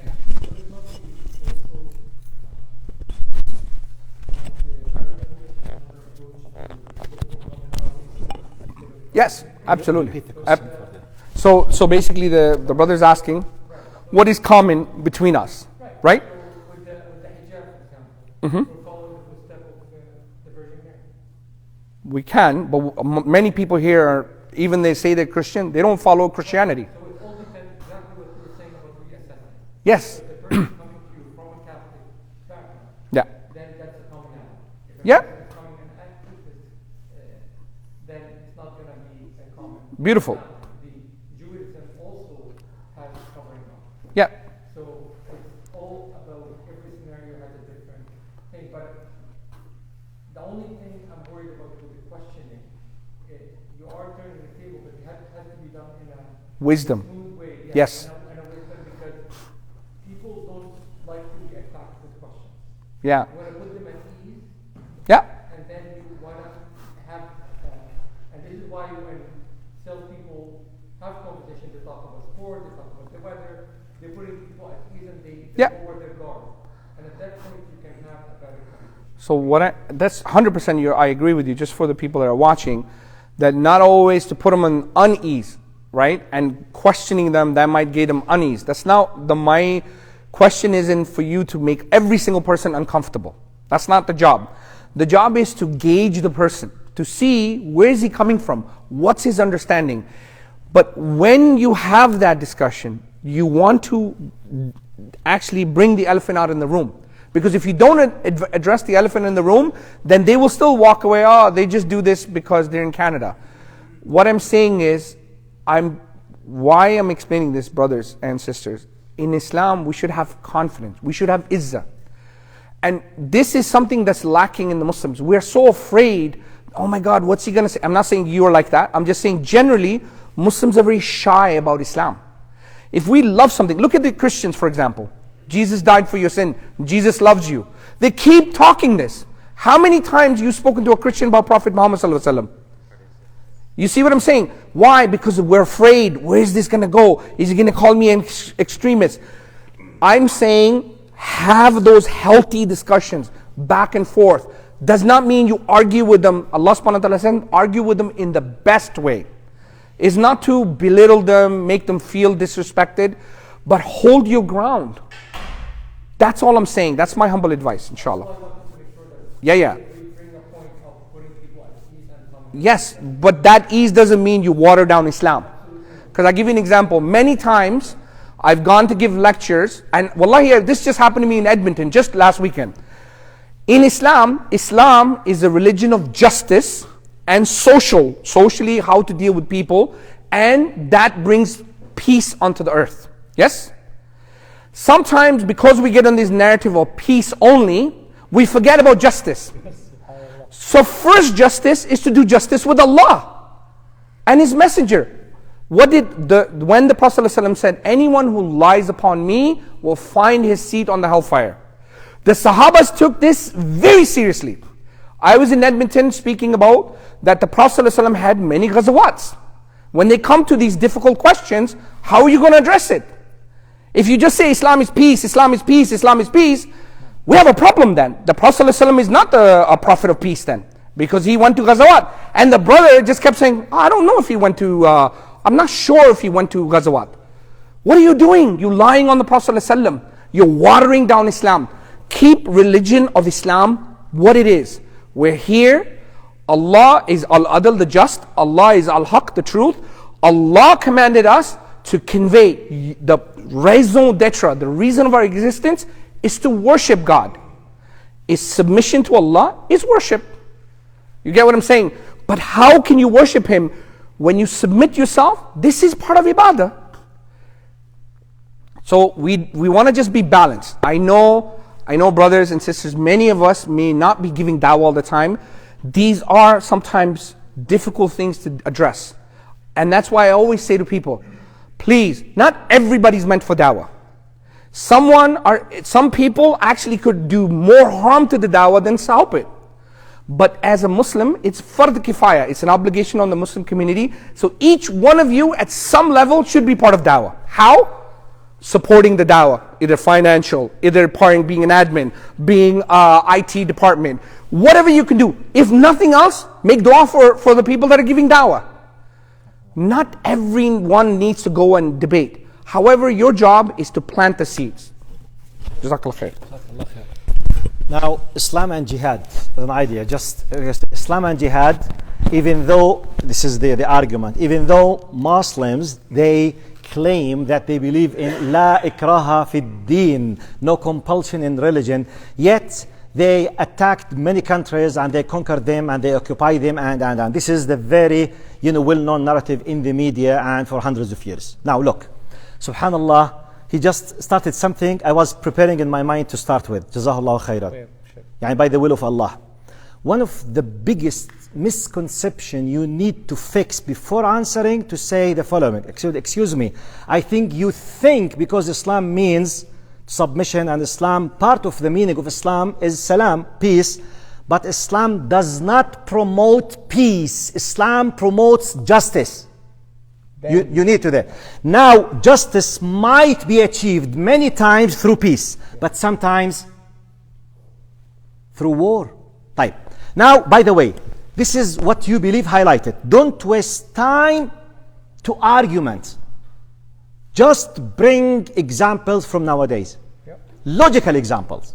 Now, as a Muslim, I traveled, I told you, in 300 cities around there, and I gave lectures in 12 countries. I was asked this question many times. One of the most well-known tough discussions I had in Hong Kong University. This question about Islam and democracy. And it was Islam and terrorism and Islam and such. Now, number one, please, when you speak about Islam, say the following. We Muslims, like any other, we are a system of life. Be careful, please. Before you start talking, fix the misconception about the meaning of religion in their mind. Yeah.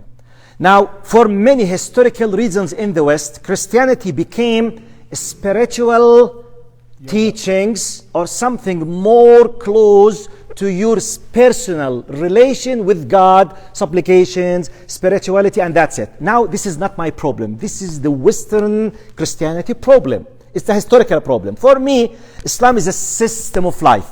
So Islam for me is exactly like the American Constitution for Americans. It's a constitution that constitutes my life. So therefore, politics is part of my life. International politics is part of my religion. Now, war is part, the decision of to be in peace or to fight is part of religion. You need to fix this concept. Now, we Muslims believe that we must promote justice. Now, bottom line, to defend ourselves and rejection on earth, anyone will argue that I have no right to defend myself. This is number one. Number two, we are commanded by Allah to help oppressed people on earth. Simply, we were the United Nations 1400 years ago. Yep. The only United Nations on earth. Now, let's ask this person. What does the United Nations do in reality? Do they have troops with armed people or not? Yeah. Yes or no? Yes. Type. Do they send armed troops to kill people in some countries or not? To promote peace. So nowadays, after 2000, and now we are the 21st century, the only way to promote peace against dictatorship regimes is to fight them.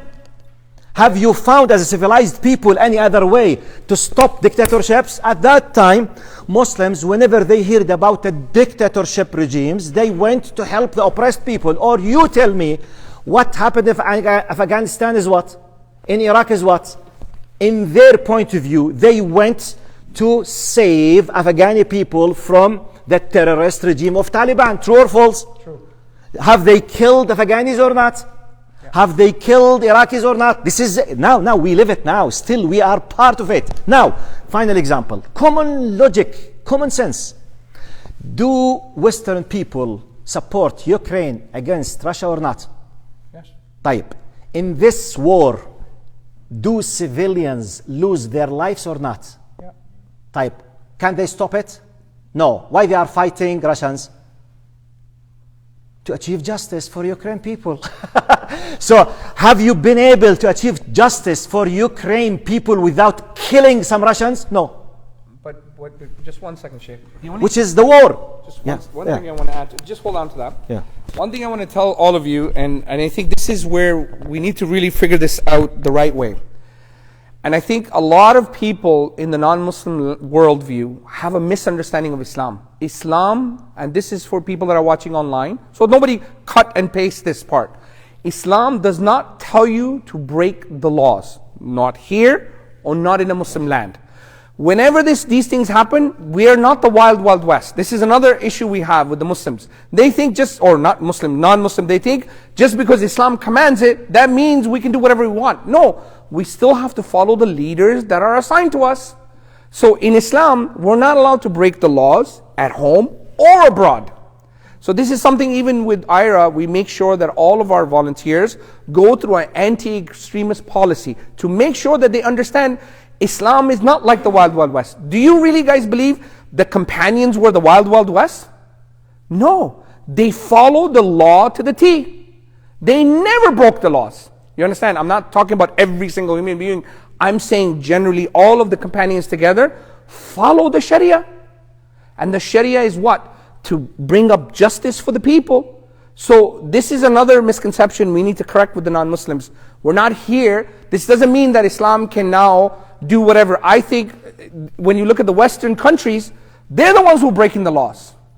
Because what is ultimately, who's deciding to go into this battle? Who? For us, Allah subhanahu wa ta'ala commands, will you not go fight for the oppressed? So when we went to battles in the past, through the emirs, through the leaders, we followed and obeyed the instructions of Allah that were the people that were commanding this to help people, to save them from tyranny. I'm not saying this is a discussion you need to have in Dawah. I'm just saying keep the religion of Islam straight. That way all of your issues will go away. So what you want to make sure, a couple of things. Are you satisfied with your answer? What are you guys calling them to? Okay. What we said earlier, what is this whole topic about? What are you calling people to? Can anybody tell me? So we know you remember. What are we calling them to? Calling to Tawheed. Okay, good. Was your discussion about Allah and His Messenger, or was your discussion about politics and war and all of these things? I'm saying is, this is where they're going to take you. You need to, let's say that let's talk about justice, and then it brings about argument about war. Yes, there's a place and a time for that discussion. You need to go back to what? Tawheed. Because even if you give them all of the deleels and evidence about justice and peace and everything else, if they leave, they're still non-Muslims. I had one brother, he talked about wudu for 4 hours with a guy. If this man died after about learning about wudu, and he dies as a disbeliever, does he go to Jannah or does he go to Nar? He goes to Nar. So he never talked about Tawheed. I'm going to reiterate this. Make sure that you guys can discuss what you need to discuss, but make sure you reach your objective. What is the objective? La ilaha illallah. There is no other deity that deserves to be worshipped except Allah. This is your goal. If you stay in this goal, your dawah is productive. One last thing I'll leave and I'll give it over to Sheikh. In our training of dawah, every single volunteer, we teach them a methodology called the GO-RAP, which is God, oneness, revelation, and prophethood. Your job is to discuss about God, He's one, and He sent us wahi, revelation, and Prophet ﷺ is a prophet. If you discuss any one of these four things in a little bit or in depth, this is good dawah. If you only talked about wudu, jihad, or any politics or hijab, then you didn't actually give dawah. You did not give dawah. You did not achieve your goal. You just wanted to express yourself. And that is not dawah. This is my humble advice. Jazakallah khair.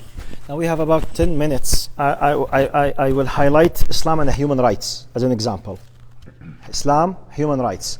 If you can notice, I personally, from my experience, my way of thinking, I always love to bring the attention of the person an example from nowadays living examples, because this is the best way in my understanding to convince someone, to make analogy, qiyas. Because if he is not able, like for example, Islam and la ikraha fi din, no compulsion in religion. How come no compulsion in religion, yet you used to do that? I said, wait.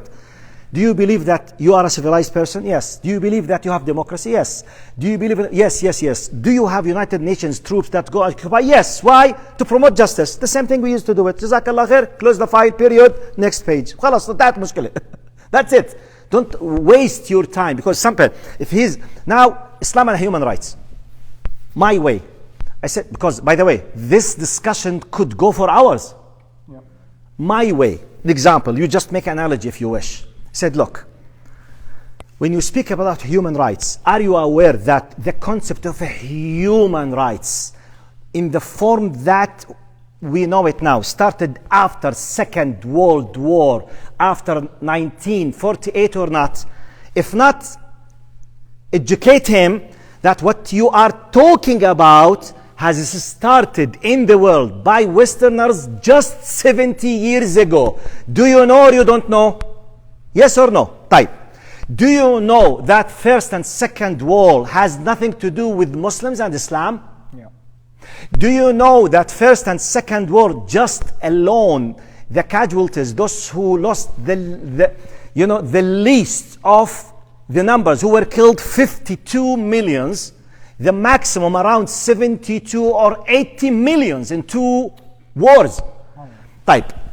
Muslims, no engagements. Tayyib, wait, you are telling me about human rights. I'm just asking you about 100 years from, no, 80 years. So non-Muslims, they were engaged in casuals. Tayyib, this is about Westerners. What about, for example, Chinese, Buddhist, or communist culture, or previous Soviet Union? When Stalin, for example, established on the concept of Marxism, communism, he killed about 80 millions. Mao Zedong, the communist non-believer, when he established the new China, he killed around 100 millions. So if you put communism, secularism, okay, they killed in the last 110 years an average of 300 millions. Where have Muslims been in this equation? Zero. So let me educate you, Mr. Questioner. 1400 years ago, we Muslims, what did we do? At that time, every single person on earth, they were having and accepting the culture of slavery. True or false? Including Judaism, Christianity, Buddhism, Romans, Jewish people, Persians, everyone, Arabs, everyone was an eligible person to be enslaved at any moment. White, black, colored, everyone. True or false? Type. Who on earth 1400 years ago came to free slavery except Muslims? If you want to discuss human rights. I proved to you that 300 millions, they were killed under non-Islamic regimes, thus less than few decades. However, 1400 years, we Muslims, we are proud that we were the first to start about what you till now as a human rights type. 1400 years, we started fighting slavery, while in America, the best democratic state on earth, just a few decades ago, hardly up to this moment, they are not able to finish the existence of racism and the hidden racism. You are suffering every day. This is my point. I'm giving you an example how to prove that how great our religion is. Type. Medina Charter. Have you heard about Medina Charter? Mithaq al-Medina. Who on earth at that time? Persians, they were controlling with their religion. Romans, they were, Christians. Arabs, they were pagans or Christians. Everyone was ruling with his religion and is doing, and no one on earth was having any rights for minorities against their religion. This was the culture of people on earth. At that time, Prophet Muhammad ﷺ was the victorious, was the conqueror. Yet, he made Mithaq al-Medina, the Medina Charter. Tens of hundreds of researches were written about this. The first civil charter for a civil society in the history of human beings on earth, 1400 years ago. For example, this charter means we are talking about the groups in Medina, Muslims and Jews. Every one of them has XYZ. They have the right. If something happened, political rights. If someone attacked us, what we are supposed to do. This is a civil political rights. No one knew this on earth except Muslims. And Prophet Muhammad, to a degree, if someone by mistake killed someone, the diya, the blood you need to pay, you need to gather. It's an amazing, for example, Medina Charter.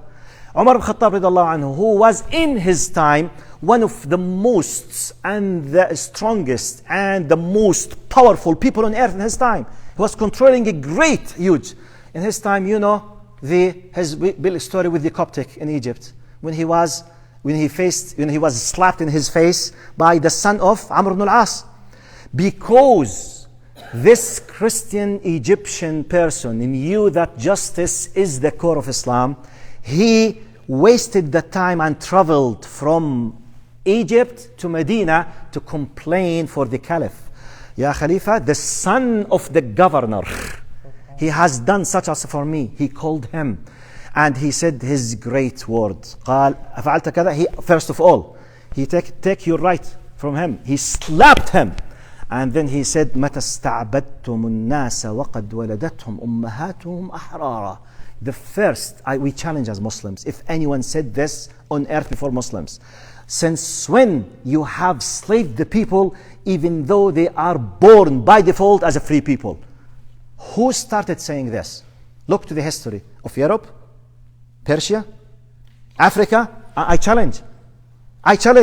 There's no end. So when you speak about human rights, discuss this.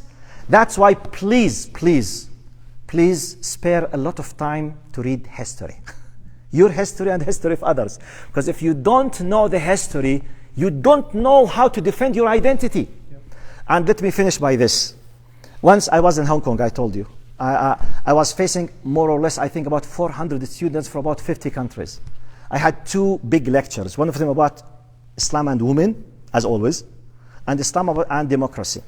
So when I started, you know, tens, hundreds of students from different, by the way, you know, Hong Kong University is considered in that area like Harvard in the West.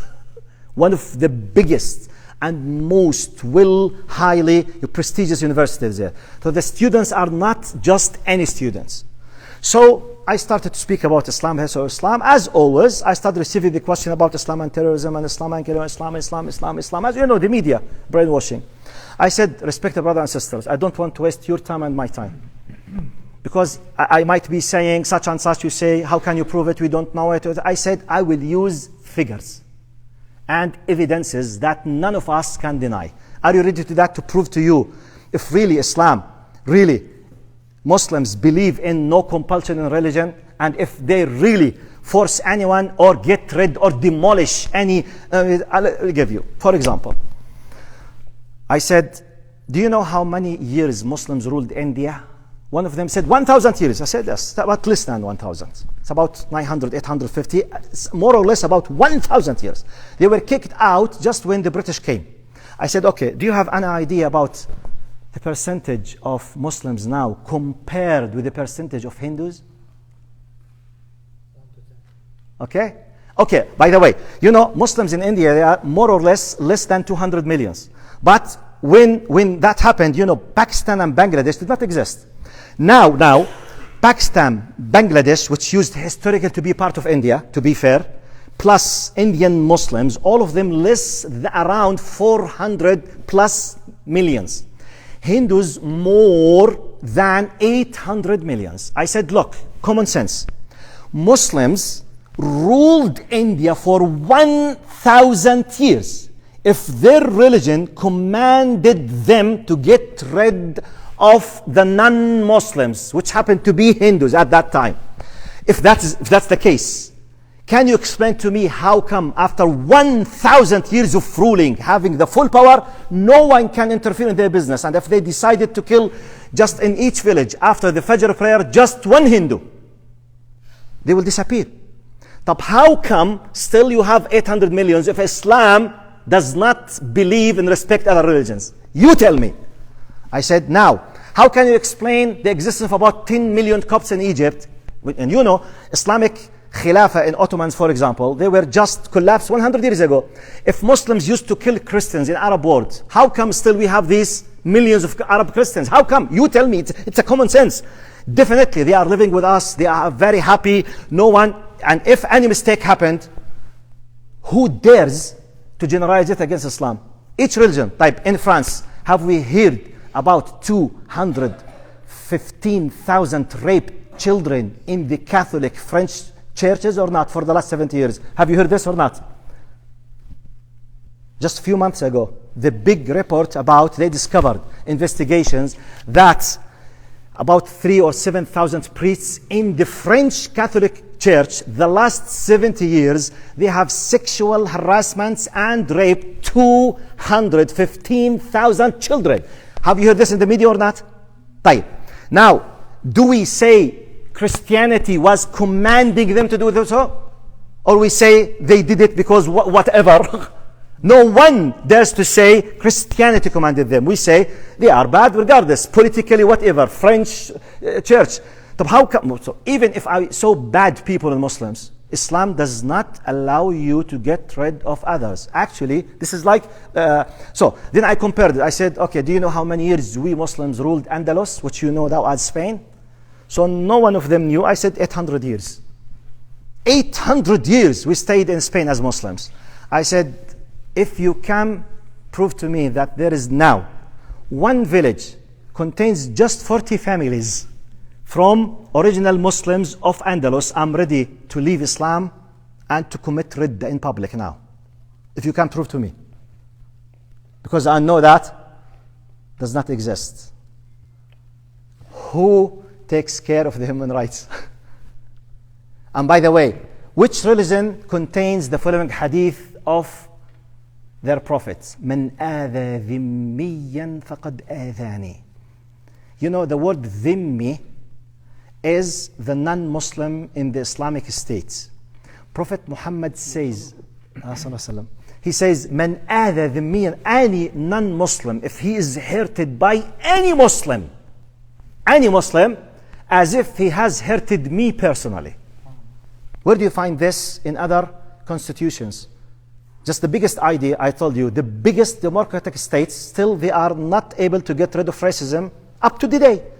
We managed to solve this problem 1400 years ago. But what's one of the biggest evidences? Bilal radiallahu anhu. Yep. Bilal used to be a very low class slave, no value at all. Type, in a few years, who used now one of the biggest and most important sha'ira, act of worship in Islam, is the prayer. How do we call the prayer? With the adhan. Adhan is a very important thing. Who used to be the muadhin? Bilal. It's an indication of what? Honor. Where? Where do you find a black slave in any culture hundreds of years ago? He was honored to a degree to call for the most important act of worship in this religion. I'm giving you just examples when you want to talk about human rights, and we can keep going on as an example. If you want to finish. Yeah. Cover the issue of the rights of LGBTQ and the homosexual also. Type. Do you, Yeah, I'll take that. Okay. So when we talk about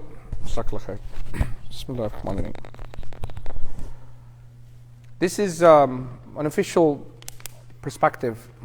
The reality of the matter is, in Islam, we don't believe that the laws of Allah subhanahu wa ta'ala change. Yes? Allah subhanahu wa ta'ala, whenever human beings will discuss anything, human beings will change their mind.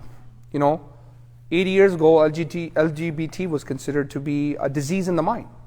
Today we think about it something different. What I'm trying to get at, when this question comes up, it's not that we're running away from it, but we need to address it in the proper way, which is what? You and I are not commanding that LGBT is wrong. You need to separate Islam and you need to separate your own beliefs.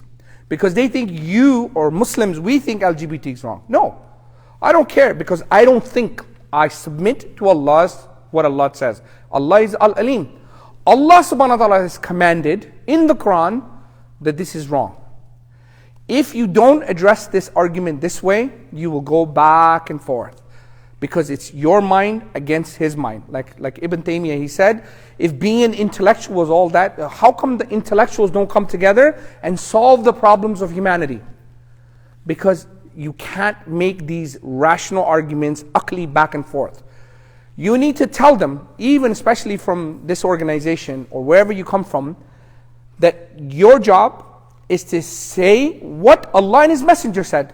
And no different. There's a Christian preacher in Montreal. He was taken to court for saying something online.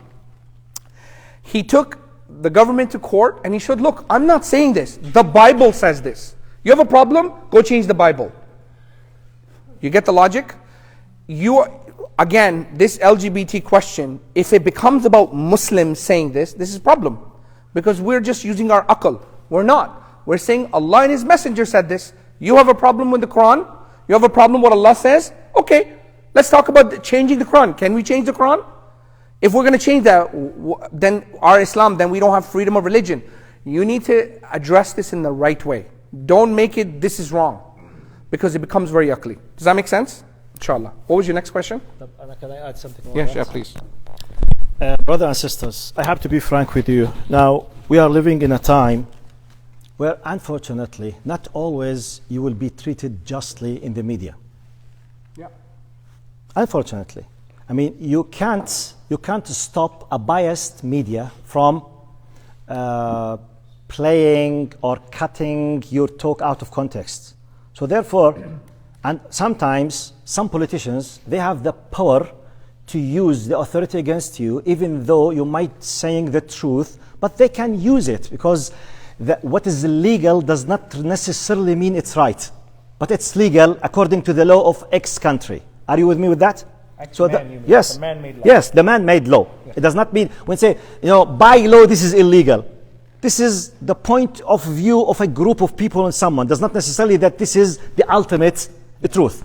Now, taking in consideration all of these restrictions, sometimes it's not the fact that we don't have an answer. I personally, I don't trust that I will be treated justly if I said the full truth. However, this is my personal affair. Now, I need to give you some of the tools how to discuss this one from my personal point of view. Logical. Now, someone is asking you, what do you think about it? I said, look, go to square number one. I, as a Muslim, believe that Allah knows the best for us. Yeah. Whatever Allah decides as good, I believe it's good. Whatever Allah prohibits, it's prohibited because it's not good. Okay? Now, for me, in the Quran, as a Muslim, God created Adam and Eve, not Adam and Steve. Okay? Number one.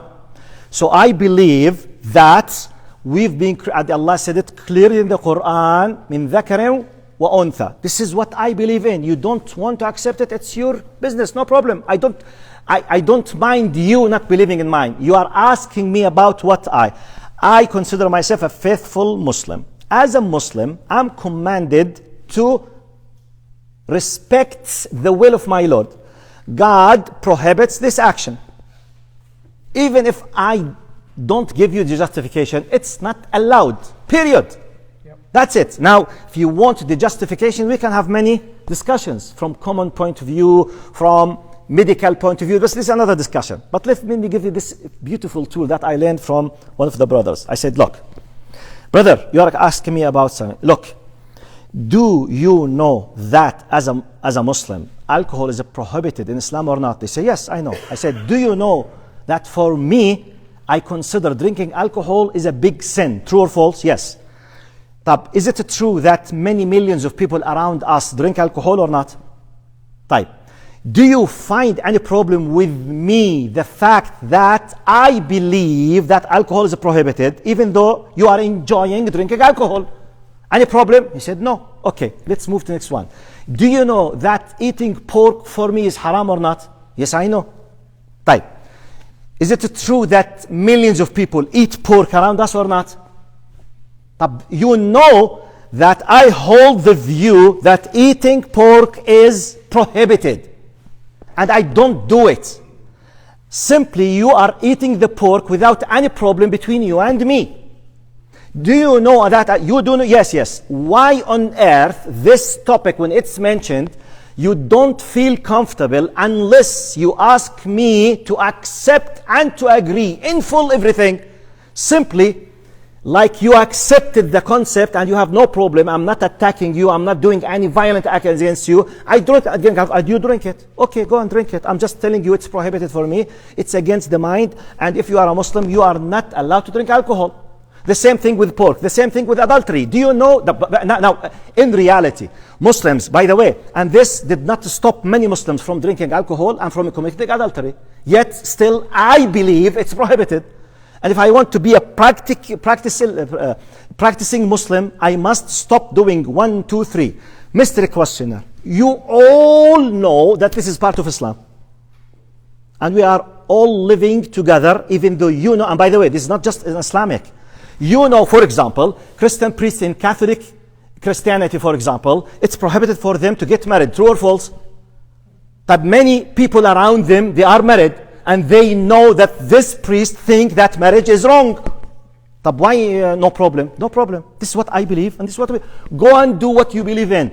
Why you want to force me to change my feelings and my faith?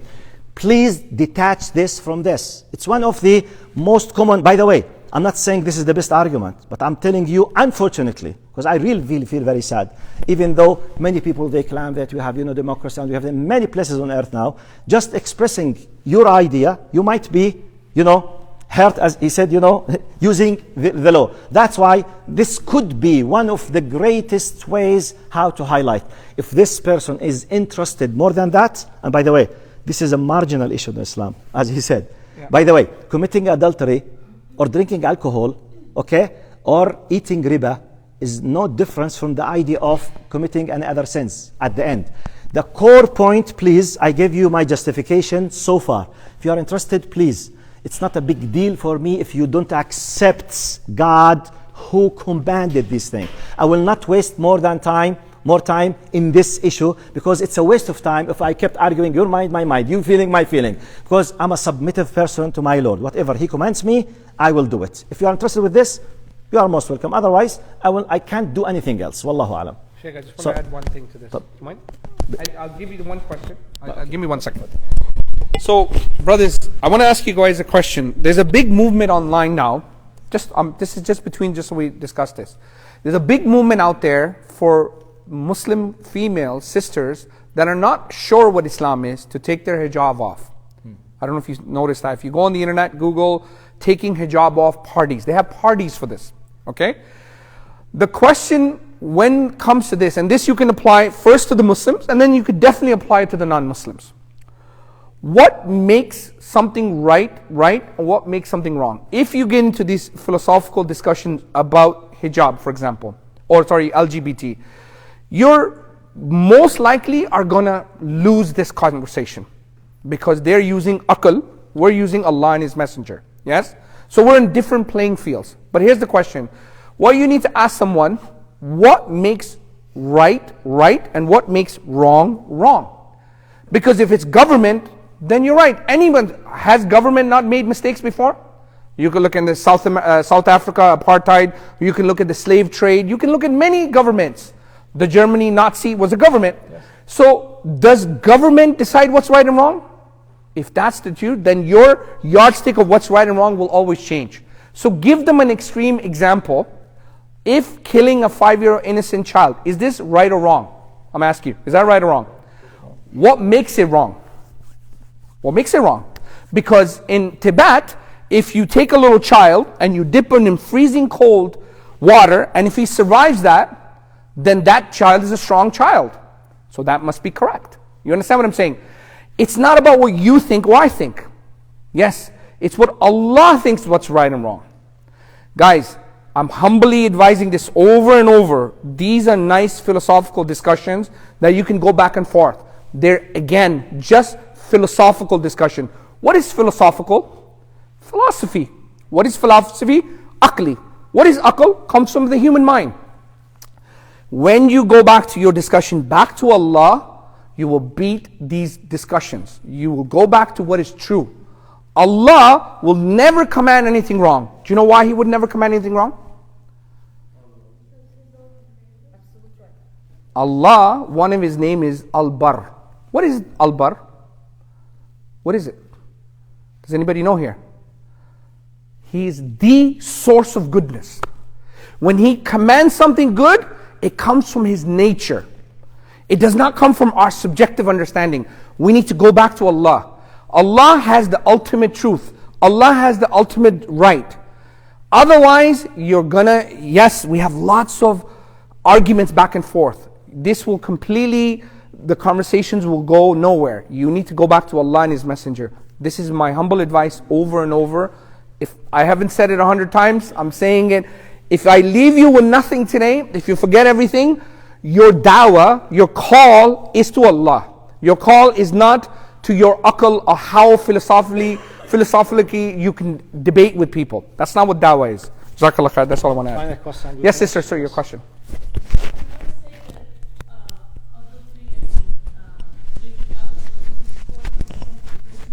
Okay. Okay. That's why they want to enforce these ideas on other people. So because it involves interaction. Like you might do it in mixed washings, for example. yeah, why? Let me ask you that question. That's what I'm saying. So like the brother, I said to the brother, you're not here, you're not in courtroom, you're not here to answer their questions. Sometimes question the questioner, not to argue with them. Say, okay, why not men and women can't mix? Why not? Oh, it's perfectly fine. What makes it fine? You understand what I'm saying? It's what happened in Islam. We are always in the back foot. We're in the process of always explaining. We're the ones that are always giving answer. I'm not saying we shouldn't give answer. Someone who genuinely wants to know Islam, give him answer. But sometimes ask him, what makes your worldview correct? That's all I'm asking. I'm not saying you're right or wrong. I'm just saying what makes it right. They have to now intellectually think about it. Well, my government thinks, or my society thinks, or my own mind thinks. These are all subjective. Do you know what subjective means, brothers and sisters? Do you know what that means? It's your personal opinion, your personal biases, or your personal communal thought process. In Islam, we don't have subjective ideas. We want to get to an objective truth, which is not based on upon what I think, or what you think, or what my community thinks. It's not what Arabs thinks. It's not what my family thinks. It's not what my mind thinks. It's what Allah thinks about it. Allah is outside of creation, outside of time and space. He can make the moral commandment. He's not part of the creation. He doesn't care if you're an Arab, or you're white, or you're a male, or you're a female. You get the point here? Inshallah. Yes, brother.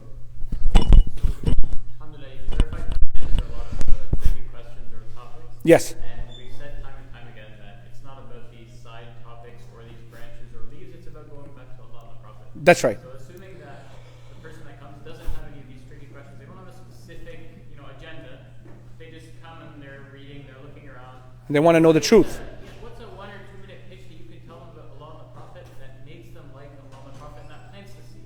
Beautiful. Jazakallah khair. Very good question for the brothers and the sisters. Has everyone heard the question? Very, very good question. So the question is, finish today's gathering with this question. Can you repeat it? The brother saying that if someone is genuinely, honestly wants to know, he doesn't not there for debates, he's not there for arguments. How can we summarize in 1 or 2 minutes, and he actually wants to know? So the reality is, what are you calling to is Tawheed, right? So we believe there's a creator, he's one, he deserves to be worshipped. He sent mankind guidance through the Anbiya, many messengers, Jesus, Moses, Abraham, Ishmael, Isaac, Noah. They all came with wahi, revelation. This is a book of Allah subhanahu wa ta'ala to guide human beings. That's it. You planted the seed of the truth. Now I'm not saying it's that simple, but if he's actually genuinely truthful, that will awaken something within him. That's your job. Yes? I feel like you haven't given enough seeds for them to ask follow-up questions. Like, for example, You said 1 or 2 minutes.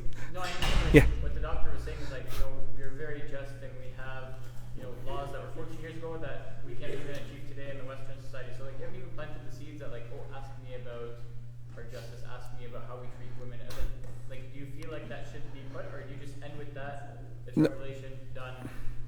Yeah. So what I'm saying is, your job and my job and all of our job is to plant the seeds. Yes? Allah is the one who waters the seeds. Can those 2 minutes, but the thing is, we're looking for that we have to give them all of Islam. How? No, I'm just saying, Yeah. it'd be interesting. That wasn't interesting enough. Yeah, I understand that. But remember, we're not here to wow people. We're not celebrities that we have to wow them with our... Yes, it's great. It's great, but what I'm saying, Islam is great. But what we're doing there is to share the message of Islam. You see what it says here? Share Islam. It's not convince Islam. It's not to wow Islam. It's to share. Your job is to just share the message. If that takes you 2 minutes, great, alhamdulillah. If it takes you 5 minutes, alhamdulillah. If it takes you 5 days, alhamdulillah. You're not going to let the person go. You give him a flyer. You give him your personal phone numbers. Wallahi, if you want to hear the truth, real dawah is to sit on a table and have dinner together. This is the best dawah. When I used to work at my old job, I used to take people outside of work, and I'm not telling you to go to work and start giving dawah. That's not what they pay you for. You obey the contract, which is for you to work. Outside of work, take people out for dinner. Buy them coffees. I had a restaurant that I was very close with. This brother used to give me a special table, and he used to serve the food, and there was a masalla right behind me. What I'm saying is, be wise on how you're giving dawah. It's not about just 2 minutes. It's not about what you deliver. The message of Islam can be given in 2 minutes, 2 hours, 20 years. We don't know. But your job is just to plant the seeds. Jazakallah khair. May I finish? Can I just... Yes, yes. Again, about reassessing the situation. So I need to see this person might be about the level of the science to take care of it. Okay. First thing to and you have to really pick examples that fit the character of the person. Yes. Whether it's justice, whether it's, but you have to, and I don't know whether you are asking, pick attributes of Allah and prove based on the miracle of what happened, but things that are tangible that are possible today. Not something that could have happened years ago that there is no real proof of that. Yeah, so here's my humble advice. As Ali Razallahu Ta'ala anhu, he said, speak to the people with their level. If you are speaking to a professor, you're not going to speak like a gangster on the street. Yes? If you're speaking to a very humble, like the Baddu, the Prophet ﷺ, a Baddu came to the Prophet ﷺ, how do you know there's a God? And what did he say?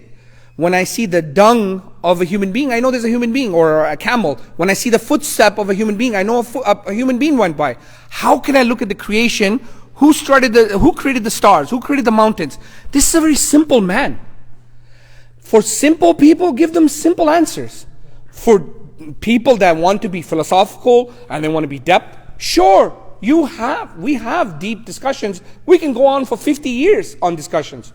But are we achieving our goal? What is our goal? Is the goal to show how intellectual I am? If I ask you, this is an ontological truth. How many of you know what an ontological truth means? Many of you in this room may not know what it means. It means the source of nature, what makes right. You understand what I'm saying? I can speak those big words and have those discussions with those philosophical, intellectual people. But is that my goal? If the person doesn't even know who a creator is, he might never hear the message of Islam properly. My job is to tell him there's a creator. He's one. He deserves to be worshipped. Who gave you life? Why are you here? God has guided you. He hasn't left you astray. Is that more important? Or me getting into 4-hour discussion about, women in hijab or justice in Islam? Yes, it's important to have them at some point. The person, if he's willing to want to have those. Jazakallah khair, may Allah bless you. If I said anything right, that was from Allah subhanahu wa ta'ala. If I said anything wrong, that was from me. Please forgive me for my shortcoming. I'll hand it over to the Shaykh. Jazakallah khair. Just the final statement. Jazakumullah khair. Respect to the brothers and sisters. I'll repeat something very important. Allah subhanahu wa ta'ala will hold us accountable for our intentions and our efforts, not the results. Yes. So this is very important. Number one. Number two. Now, each one of us will keep learning under the blessings of Allah till we go to the grave. None of us will be able to deal with all doubts, with all people. We all have ups and downs. After tomorrow, it's one of the experiments, and let's call it from Ayyamullah. It's from the days of Allah subhanahu wa ta'ala. It's a golden opportunity to train yourself. It's a golden opportunity to spread the khair and to gain the knowledge from this experiment with what Allah subhanahu wa ta'ala explained. Yes, sister.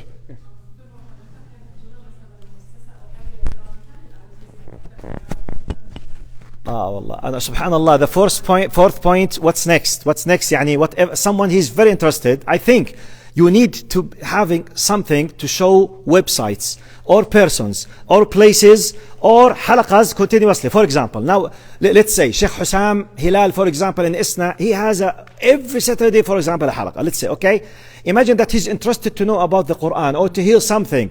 You can refer him. Yes, not non-Muslim.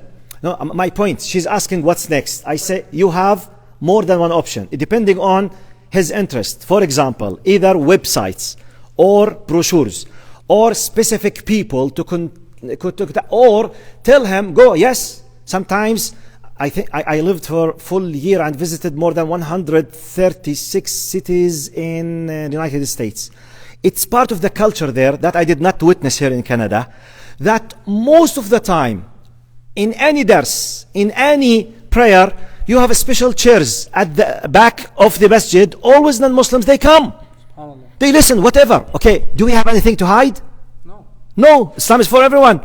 So yes, sometimes a very wise da'iyah like Hussam Hilal from the youth, even if a non-Muslim came, let him see how do we feel, how do we think, what do we say. Let him say it, not just specifically for him.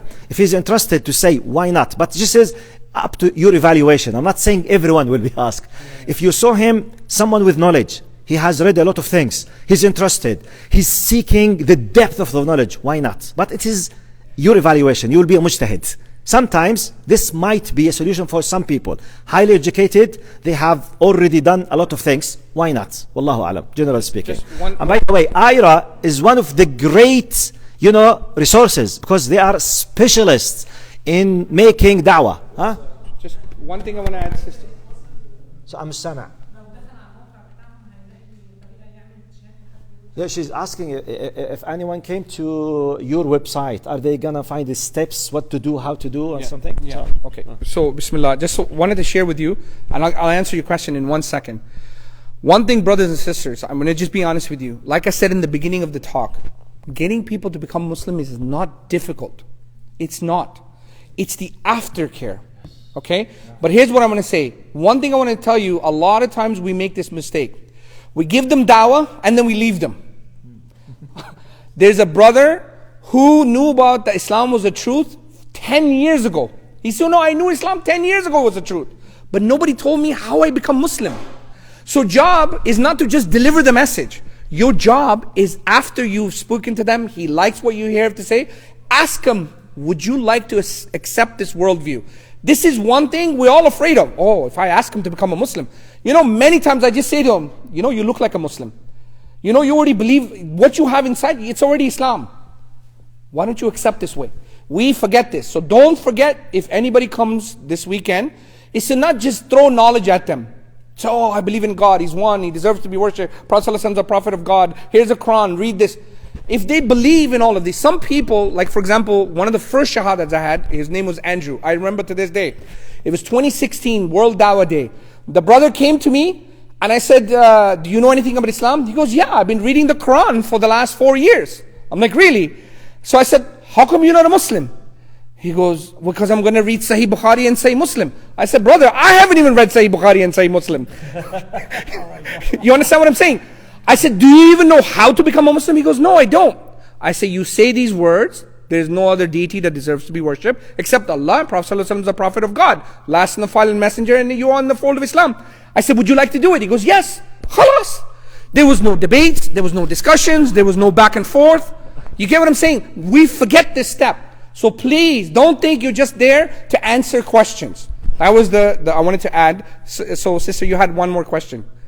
She was asking about, in case if someone is interested to come to IRA, are they going to find steps? Yes. So we have a website. It's called brothers. We have a website. Yeah, no problem. We have a website called onereason.org. Onereason.org. It's an educational site. Has nothing to do with IRA. We are the ones who established it, but it's only catered to non-Muslims. Any questions they have, onereason.org. Onereason.org. It's a website only for non-Muslims. One, the letter ONE, one. One reason like you reason, .org. In this website, all the questions they can ask are there. Not only that, there are live chat agents 24/7 working. I think there's about 80 to 100 da'is that are professionally trained how to answer these questions. So you can give them on the pamphlets. If we have some pamphlets, I can give you some. You give it to them. There's a barcode and a scan. They can scan it. They can go there. There's a website there. If not, just give them onereason.org. Excellent. Inshallah. Can I ask just final Yes. question? Yes, final, sister. Final, okay? Yeah, no We'll finish problem. by this, Yes, sister. So it's about questioning the question. Sorry? It's about questioning the question, the one we are speaking to. Yes. Yes. She's saying it's about questioning the question. Yes. Yeah, so what's after? Like if he start to answer me about his thought, his beliefs about this thing, should I defend what he's saying or Like, for example, give me an idea. Give me an example. A real life example. yeah, okay, so when you said that he is saying that a kind of atheist or whatever, so if he said that I think this is because of such and such and such, should I go more with him in the details of defending his answer or just like moving him to what is Islam mean about this? So the reality is we believe. So the question is, if the person is asking about such and such, for example, what makes something right? For example, how do I said I question him, well, what makes your worldview correct? What do I do next is what she's asking. So the question is, what is really the purpose of this conversation? It's to him to be guided, right? So you have to call him to Tawheed. Okay? Because once he's like, I don't know what makes right and right. It's not my personal opinion. It could be wrong. I don't know. So say, no, in Islam, we believe Allah is Al-Haq, the truth. Allah is Al-Bar, the source of goodness. We believe the creator of the heavens and the earth knows what's right and wrong. Yeah, but if he is answering about specific thing like hijab, Yes? he's gonna say that I believe that hijab is not should be weird or something because of that and that. Okay, so what makes your worldview correct? Let's just ask that question. What makes not wearing hijab the right way? Also, you're saying just check him to the. Yes. What makes your worldview correct? But how can we get out of this To call them back to Tawheed. So look, every question should turn into a God question. So for example, if I say to you anything, why do we don't eat pork? Well, I can give you like logical arguments why we don't eat pork. But the reality is Allah commanded us. So we go back to the ultimate truth.